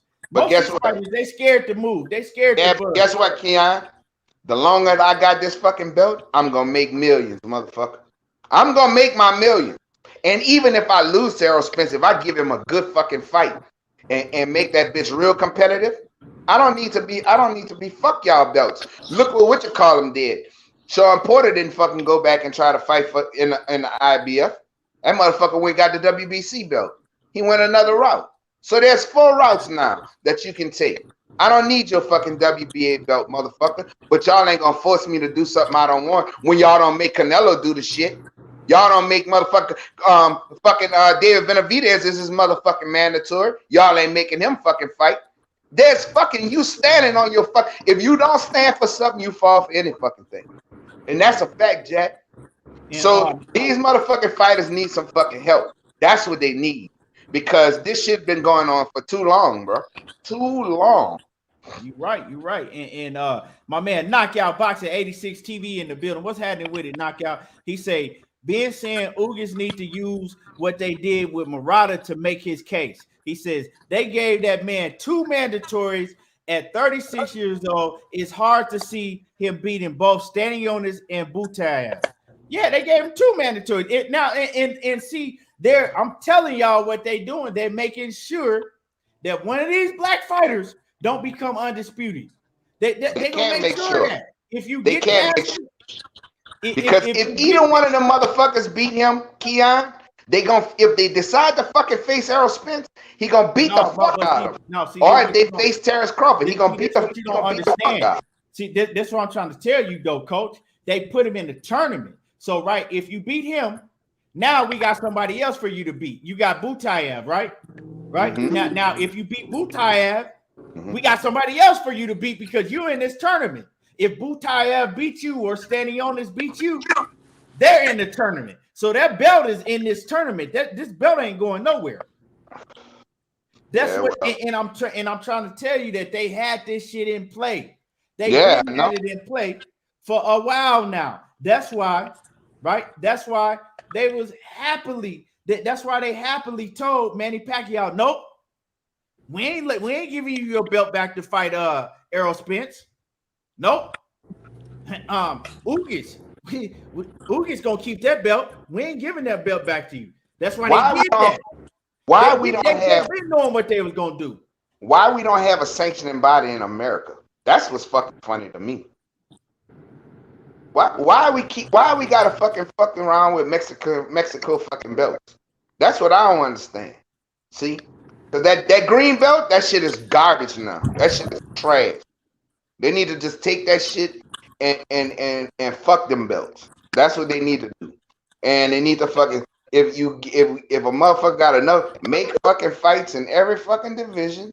You can still do network deals, make fights and start your own fucking league, just like UFC. That's what you do. But you pay them boys more money. Let me ask you this. Dundada says, does Bob Arum advise Ugas? This is the thing, right? People looking at Bob Arum like he's just so great for all black fighters. And when you see a PBC show, what's 90% of the fighters that you see on there? Black. Mexican. No, they Mexican fighters that's fighting on their cards, right? Bob Arum. I mean, you said PBC. I said PBC. Yeah, right. PBC. Now, Al Heyman. Let me tell y'all, Al Heyman. I don't know Al Heyman. None of us on here know Al Heyman, right? But I could tell how he moved and the fights that he put on and how they move, right?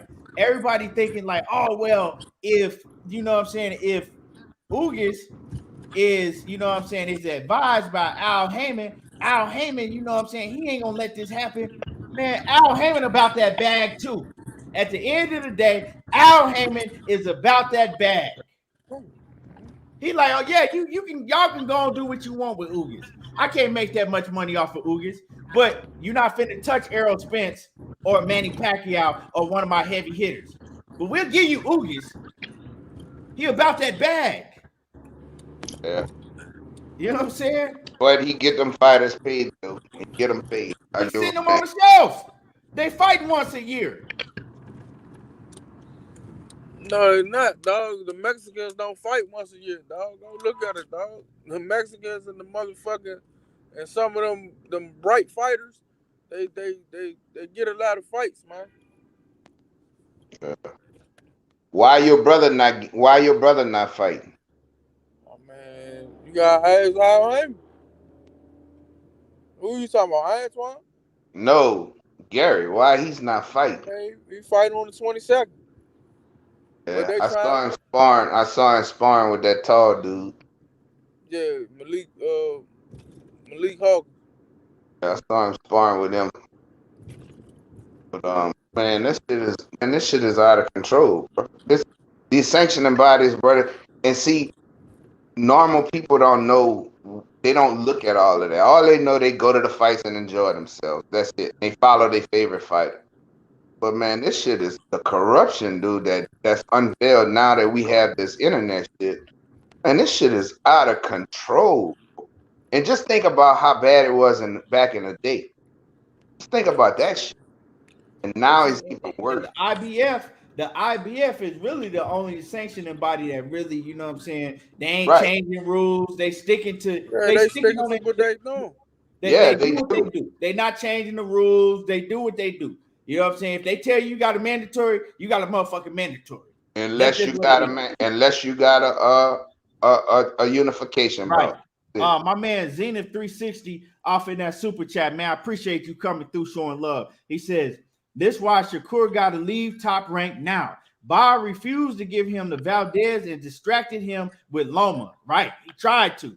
He says, but the second Kambosos got a belt. Now they pushing Loma as the WBO mandatory. Where that leaves Shakur. Good point. Hell of a point. hell of a They fucking trying to get Shakur.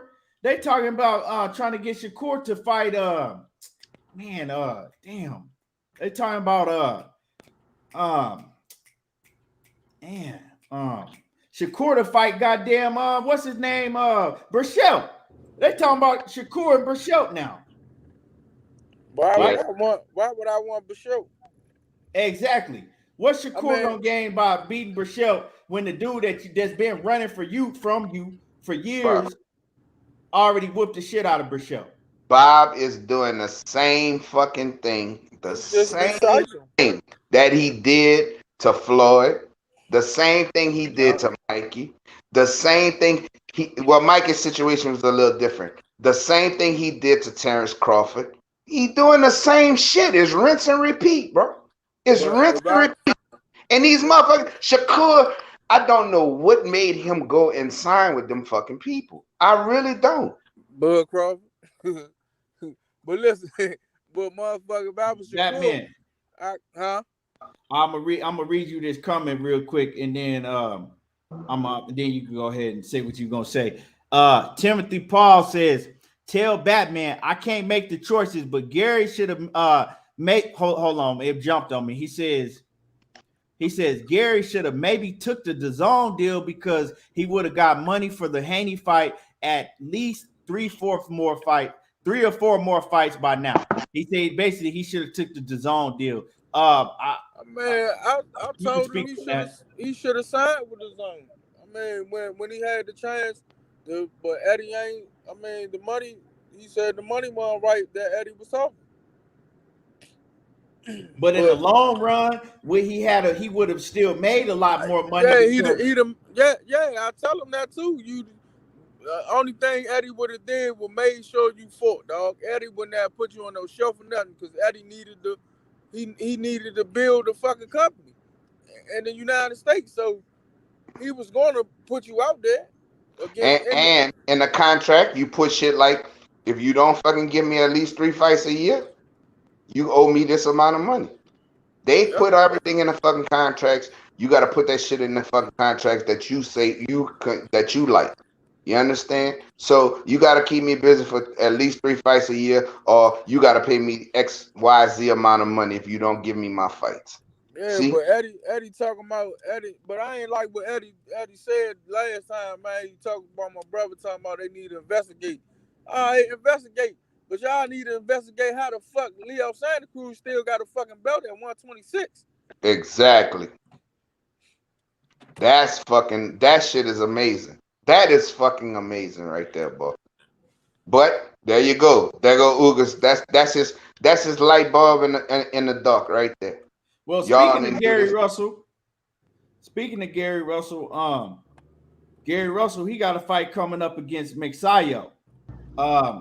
You know what I'm saying? This next month coming up.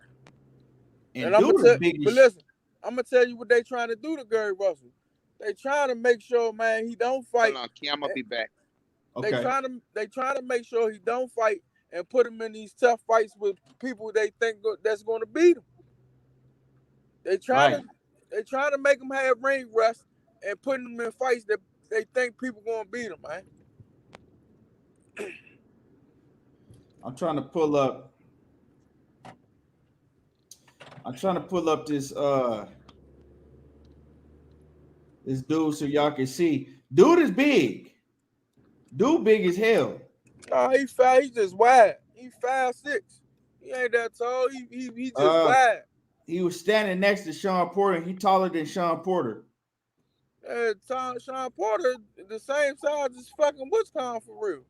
Nah, Sean Porter. I didn't met Sean Porter. He like 5'8".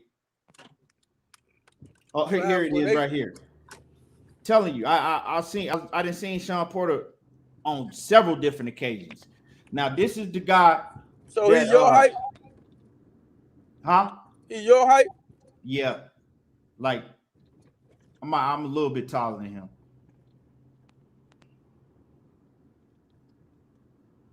Look. Yeah, so if you're a little bit taller, he a lot taller than Sean Porter. This dude is big. I seen the dude in the man, you 5'8". So Sean Yeah, Porter, I'm taller than him. Sean But Porter Sean Porter like 5'6". 5'7". Yeah, 5'6", 5'7". That's how tall Sean Porter gotta be. This dude is he got 2 inches on he got 2 inches on him. Man, that shit don't mean nothing. He gonna get touched up just like the rest. Yeah, no, I'm not saying that. I'm just showing people how big this guy is, fighting at 126 pounds. That's all I'm saying. Dude, big as hell to be fighting at 126 pounds. He bigger than Sean Porter. How the fuck he make 126? So basically, what they trying to do is they thought that they was gonna be able to catch Gary slipping, put him in with this big ass dude, and he wasn't gonna be ready. Yeah. That's what they trying to do. Right. Yeah, bro. It is out of control.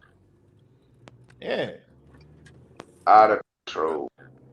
I'm looking at all of this shit that's going on with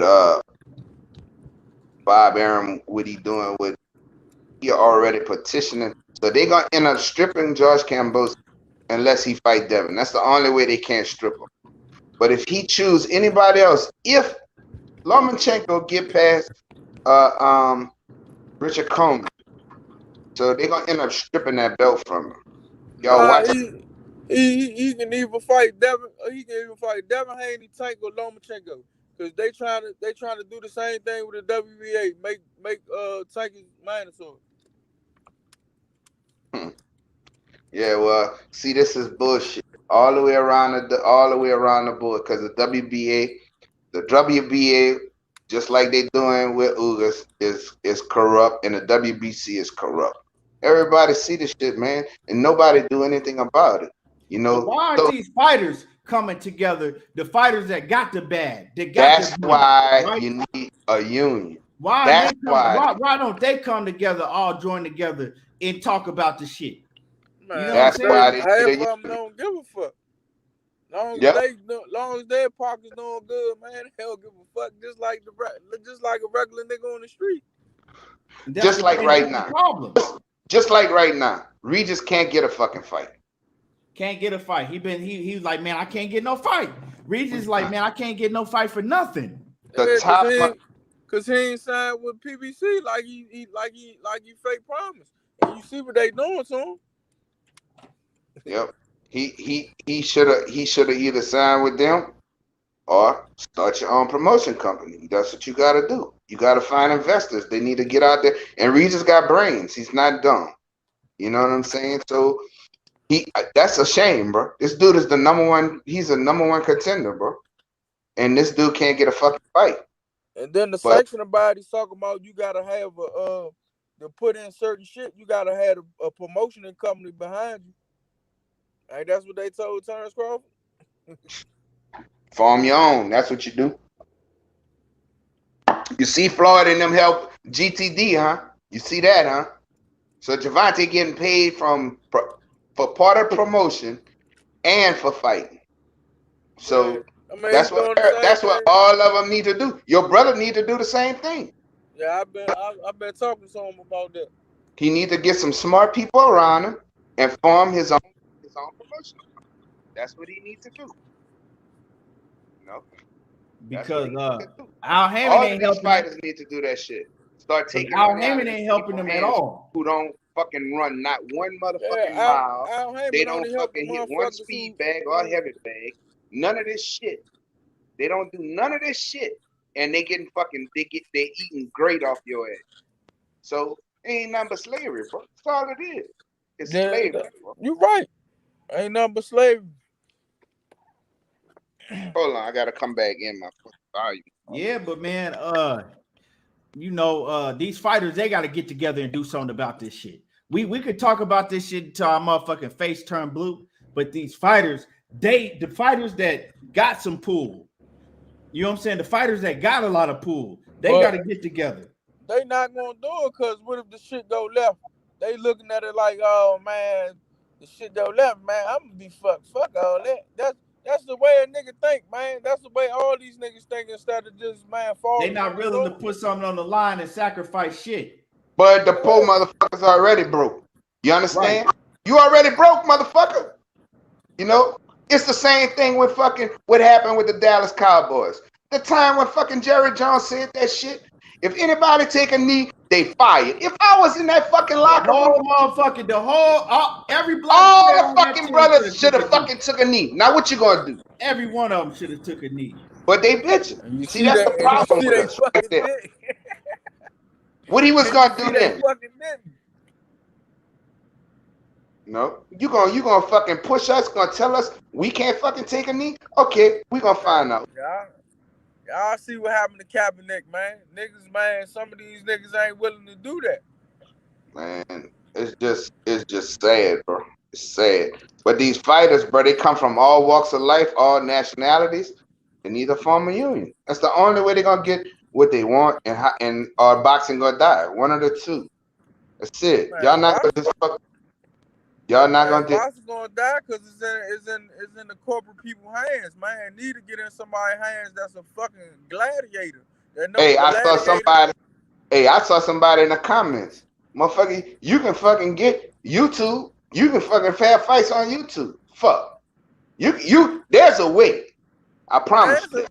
It's definitely a way, YouTube and Facebook, but you know. You're fucking right. And they can fucking make plenty of money. Plenty of money, and everybody. What do y'all think? What do y'all think Terence Crawford next move gonna be? I keep hearing a lot of people talking about, oh, he gonna sign with Floyd Mayweather. I don't think so. That's the last person I see him signing with. If I was him, I would. But see, check this out. Check this out. Terence Crawford is not trying to do no business with Al Haymon. Al Haymon and Floyd Mayweather. You know what I'm saying? When it comes to business, they basically the same people. You know what I'm saying? Floyd Mayweather can boost your popularity and he's gonna talk for you. But he's not fucking with Al Haymon. If you ain't fucking with Al Haymon, you're not fucking with Floyd Mayweather. That's Bomac not fucking with Al Haymon. Bomac the only one really be no. Listen to what I'm saying. Terence Crawford is not fucking with Al Haymon. Terence Crawford has said this out of his own mouth. Because Bomac in his ear, Bomac was the first one kept saying something about Al. Then he stopped. I talked to his people behind the scenes, and Terence Crawford don't want nothing to do with Al Haymon. Man, he better deal with Floyd Mayweather. How you gonna deal with Floyd Mayweather without Al Haymon? Can't. You can't. Man, if you want to be a superstar, Floyd Mayweather can do the job for you, man. He did it for Tank, and Tank don't even talk. Tank don't even talk. He only talk here and there. Terence Crawford needs to form his own promotional company, just like Canelo did, just like Tank has done. And he needs to be a free agent, and he needs to go and find a promoter to work that's gonna split the shit with him. And they need, but that's how he need to do it. He need to do just like Canelo. He still need a boost though, because he don't know how to play things with the public, man. No, he just ain't got no charisma in him, man. He don't know how to play things with the public, man. That's his problem. Well, he the type of person. He let his actions speak in the ring. That's how he. See, MTK Global is like a basically they like a advisory company, right? MTK Global. But what promotional company he gonna do business with? Man, he could do what he gonna do. He could fuck with your boy across seas. They'll be happy to have him. He don't have to fuck with. He could fuck with Frank Warren. He could fuck with him. He could fuck with Lou DiBella. Would be happy to have that motherfucker, man. Man, they got motherfuckers to fuck with. Probellum. That's Probellum. Probellum. Yeah. Lou DiBella, Probellum. There's ways to get around this shit. What about Richard Schaefer? Richard Schaefer, he got a promotional company. Yep. Ringstar, I think it's Ringstar Sports Promotion. Yeah, he could fuck with him. Now, just think about this. Errol Spence don't talk a lot, bro. Errol Spence got Texas. Errol Spence, he had the Olympics. Then he came out. They promoted Errol Spence. They did. Hey. But he don't talk a lot. Earl don't say a lot. But when he do say something, it's like that silent man killer shit. But see, check this out. Errol Spence used to do a lot of interviews. He used to go on people's shows and go on these radio stations and do this, do that. He used to do that. He got to a certain point. Now he don't do none of that no more. And if y'all look at, right, I'm telling y'all, if a lot of people like to go by Instagram as popularity, right? If a lot of people go like to see how many followers these fighters got on Instagram. If you go by that, Terence Crawford caught up to Errol Spence. He damn near caught up to Errol Spence. Before, Errol Spence was way ahead of him, but Errol Spence was seen a lot more in the public. He was talking a lot more. He was doing more interviews. Now he don't do none of that. Him and Terence Crawford, you know what I'm saying? Terence Crawford might do more than he do now. But I know when they doing pay-per-views, he not doing it. He not. But I'm saying, as far as Errol Spence, he could have continued to grow his stardom, but he kind of just, stepped back and he ain't really did no interviews and shit like that no more. We gotta see what goes on from here, because if Terence Crawford, he didn't have to fucking talk a lot. Only thing fucking Bob Arum shitted on the man, and I'm gonna tell you why. Because if he would have put him in high-profile fights and he won, that motherfucker would be a fucking superstar, regardless of all of that other bullshit. But he put him in with subpar competition a lot of time. Now look at Terence Crawford. So now Terence Crawford is gone. He fought fucking Sean Porter. His fucking name is ringing everywhere, bro. So I don't buy that shit about Terence needs to talk more. He need to promote himself more. He needs to do all of this shit. When Bob Arum fucking ass was putting him in with fucking bullshit fighters, and because they made that fucking deal with ESPN and was making it, he could have made fucking tons more money than what he did, but it was a good deal at the time he was looking at. He forced Sean Porter, coach, and ain't sell the fight. He ain't sell the fight. He don't know how to sell a fight. Man. I mean, that was his fault. That was Bob Arum's fault. They ain't even promote that shit right. Sean Porter sold that fight, man. Yeah, because Sean Porter did say, man, like I've been having to basically take up all the slack for Terence Crawford. Yeah, Sean Porter said that, I had to do this, and that, and I had to, go the extra mile to try to, I'm out here trying to sell this fight. Terence Crawford didn't want to do nothing. And he missed two fucking joints. But you know what I'm saying? That man needs somebody that can be a mouthpiece for him, man. Bob Arum can't be a mouthpiece for him. He needs somebody, man. Look, Floyd's still the face of boxing, man. I don't care what y'all say. That's a fact.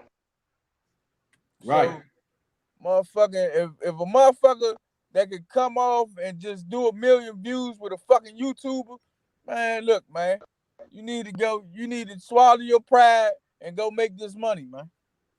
Yeah. Sheena say Bo Mac is the one with the big mouth. She says PBC don't like Bo Mac, but she says Bud doesn't like talking. Floyd will speak for him and get Bud to speak and get Bud 2 Spence fights. Then Bud can retire. Yeah, she said that if he went over there and fuck with Floyd, right? Floyd would do all the talking for Bud because Bud don't like to talk anyway. But see, Bud, he not finna let Floyd do no talking for him because Bud is you know what I'm saying? He got an ego, a huge ego. Mm-hmm. He ain't finna let, you know what I'm saying, Floyd outshine him and talk over him and do the talking for him. But why?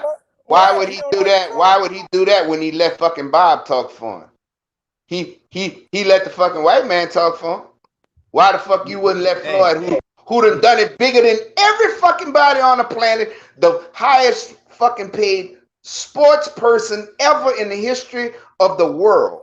So he fuck that. He let Bob talk for him. He let Bo Mac run his fucking fat mouth for him.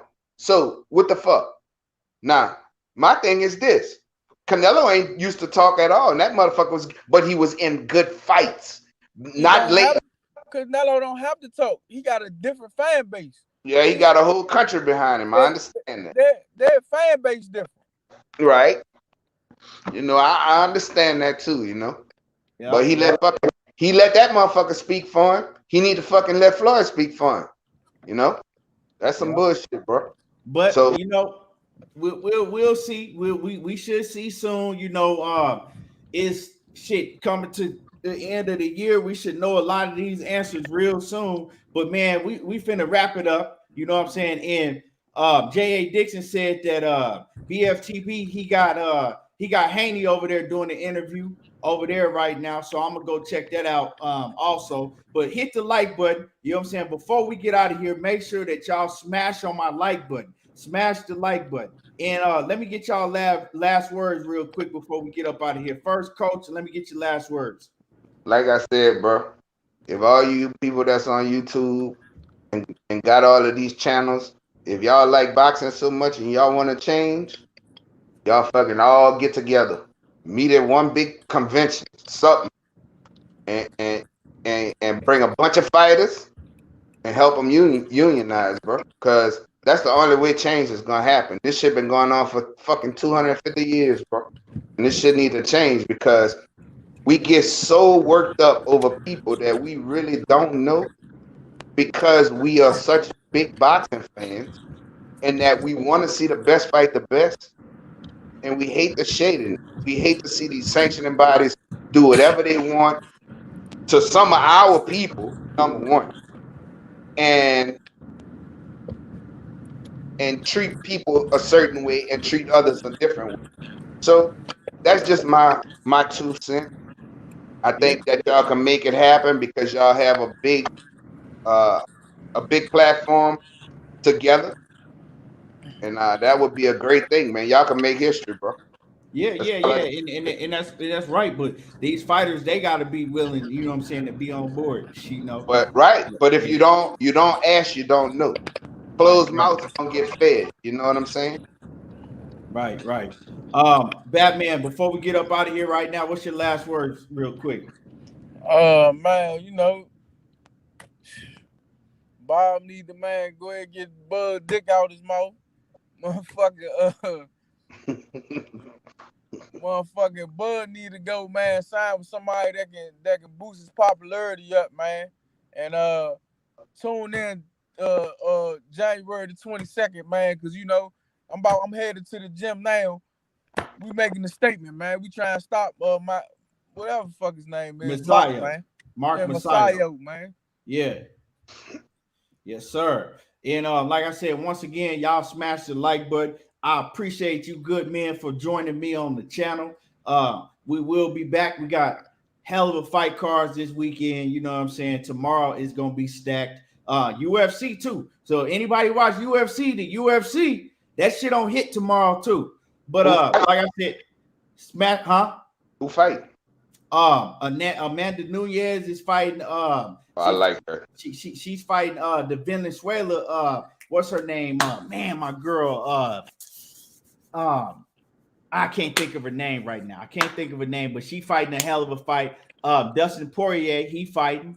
That card is stacked tomorrow for the UFC. Lafayette, Louisiana, baby. Yeah, that card is stacked tomorrow. So you know, if y'all into UFC, don't miss that too. But I appreciate everybody for coming through. Y'all already know how I do. There you go, talking that boxing again. And smash my like button, and we gone.